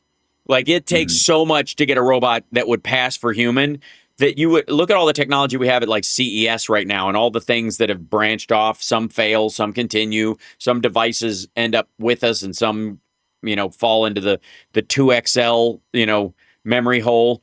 You guys remember 2XL? You remember Teddy Ruxpin? These like learning robots for kids at one point. Like, you would have all that.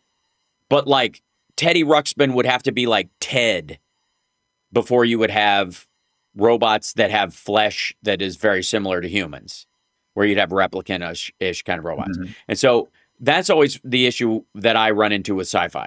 If you have this stuff, I want to see all the other stuff in the world. Either you've thrown it all out and you can make that point. You can go, we used to have these things, but nobody has those anymore. And you can do that with a line of dialogue or signs on the wall that say, don't forget to dispose of your old robot, ecologically consciously, so that the batteries don't leak or whatever. And then they show a dump waste where you can drop your old iRobot off, to do that. Mhm. I think that brings up an interesting point. Carl Sagan once talked about the depiction of alien intelligent life in sci-fi, and they often seem to be humanoid. And he said there's no reason Mm-hmm. why an evolving life form would choose a humanoid form as Right. the most effective, efficient life bioform available. But we are finding that as we create robots, in many cases, they are humanoid, but because they're not adapting to some pre-technological society, our robots are adapting to our technology and our society, which Right. is built for people, Us. Yep. people to work in, people to live in. Yep. And so thus we are seeing robots that are built with a humanoid form to do those things effectively. Mm-hmm. Yeah, and you'll find that as one of two things will happen. They will increasingly adapt to a human's environment, and our environment will get more bespoke and organic because of it, because they'll be able to deal. Or we will have what's effectively adaptable humanoid environments where we have, let's say, you have a certain robot that does your cooking and cleaning and is a nanny robot. So what you end up doing is you buy the glasses and cups and silverware, the cutlery and cleaning devices that you can use, but also the robot is tuned to. So each of all your drinking glasses perhaps have a magnet in them. You don't use that magnet unless you have like a ring or something with a magnet that can hold the thing and it's strong enough and you just wear it all the time. But the robot does, and it'll have a magnet strip in there. So if anything's about to fall over, it can go dink and pick it up before it falls. And it doesn't have to grab it. It doesn't have to have super strong grip, so you can keep it safe.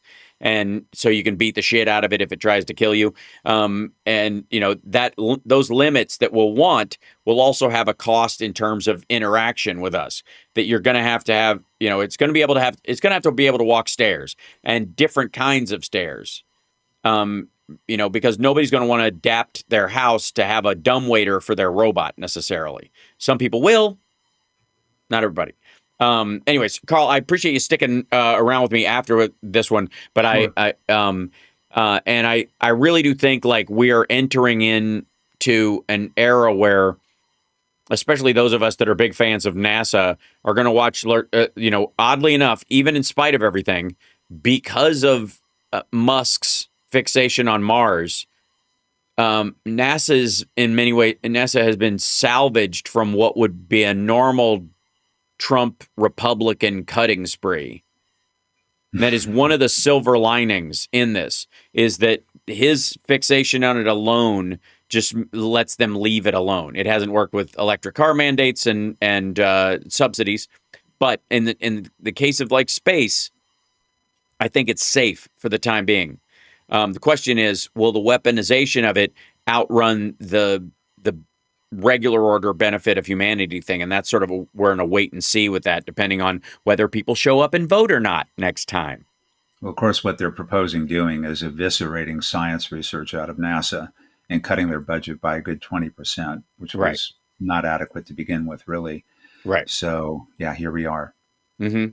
Well, and again, will AI end up being the thing that makes up for that loss in direct funds? And will the solution to our deficit come from cuts that we have to make or replacement of very expensive, labor-intensive ways of doing things as you project cost outward to almost zero labor costs within governmental services, that effectively, if you're going to eliminate all jobs, the first ones you would eliminate are service government jobs, so that the taxpayer doesn't have to pay for anything that can be done by a robot or by a chatbot that answers to human beings in Congress. There's a human in the loop. It's your representative, but you don't need, to interact with somebody at the DMV. It could be a vending machine if it actually works.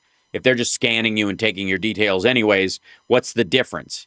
So at a certain point, is that the stage that happens? And with it, can you make up for, let's say, NASA could never have enough people to service all the scientific endeavors that it wants to be involved in? Is this a way of like 10xing the productivity of what they're capable of processing there over time, with new materials being created by things like AlphaFold? Will they create a super Kevlar for these inflatable environments where you're sending entire habitats up that you just expand instantly when they get up there, and then the cost of a Skylab plummets? So, well, I know with you, the AI glass is always half full and not half empty. I think cutting NASA's budget is a bad thing. Agreed. I think we need resources that were involved in that prior budgeting that are going to be laid waste. I think NASA is compelling people to do dumb things that they needn't do that are wasteful already with this. For instance, at JPL, although their remote and hybrid workers have been commanded to return to work at JPL. Right. And if you don't, it will be interpreted by us as you having resigned. In other words, you're not getting any unemployment benefits. You quit because you didn't show up, even though you live in Colorado instead of, Southern California. Right. That kind of nonsense is going on. They're just trying to get rid of people, but not doing it by thinking it through to the long-term AI regardless. So I'm not happy about this. Yeah, me neither. What I am saying is that leadership matters, and the people that are involved in the situation, if we have the budget that NASA should have, and we're able to couple that with the advances in AI and robotics, that are giving them a giant leap forward, we could be entering into a new era of space exploration and advancement that gets us closer to that flicking the evil asteroid away moment in human history that I think is almost would be the pinnacle of human achievement overall. The single greatest thing. Line from a Star Trek episode many years ago: instead of doing this intelligently, they're trying, as usual, to thread a needle with a sledgehammer. And they're not going to be able to do it practically or productively or appropriately. Or at all. And I think that's one of the things that Trump and his crowd are recognizing. That's why there's so much panic about this bill and why it's going to be sliced up in the Senate and why the House isn't going to like what the Senate does to it, is because they all know it's untenable. And they know that the end result is a dysfunctional government, which is their job is to make it functional. And supposedly it was going to be easy and cheap and all these things. And that was always a lie. So thanks so much, Carl. You'll be sorely missed tonight, but congratulations to you and the missus. I'm and sorry the kitty. about that. Not at all. And I got to get aerial or insulin shot. Yes, go do it. All right. Thank you so much, brother. Appreciate it. Yeah, I'll let you go. Sorry to miss you. I'll try to. I'll catch the performance live online later. Absolutely. All right. Thanks so much, Carl. There he goes. Thank you. All right, ladies and gentlemen, there he goes. Our dear friend Carl Alessi. You guys, chat room. Hold on. Where's my? It's always down here, isn't it? Move down to the thing.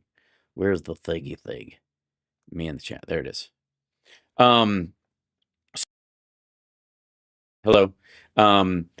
Like, subscribe, give a thumbs up, support the show, blah, blah, blah. And I will see you guys. I am doing a show this afternoon, just so you know. I'm doing a regular show this afternoon because I now have the setup here where I'm able to do that. So, kind of awesome. All right. All right. And on that note, I will let you guys go, and I'll talk to you this afternoon. Hit that like on your way out the door if you haven't already. Super chats, greatly appreciated. Thank you, Lisa Miyamore. And Ken, thank you so much. I'm glad you learned something from the AI shows. I learn a lot just prepping for them. And I think the big takeaway was, oh my God, Russia is 31st in nations as far as its advancements with AI. Consider who they were.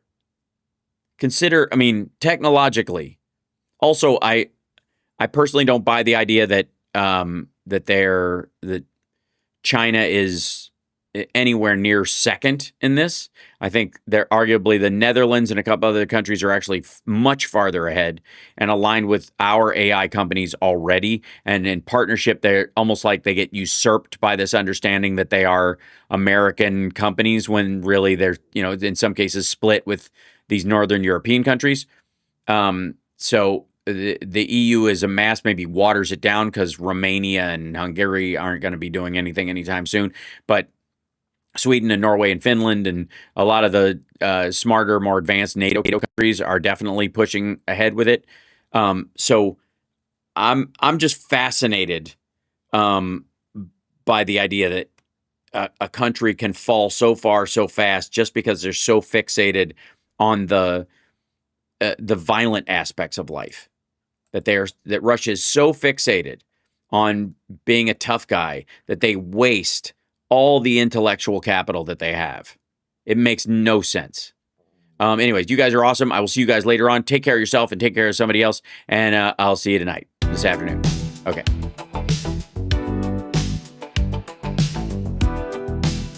Hey, it worked.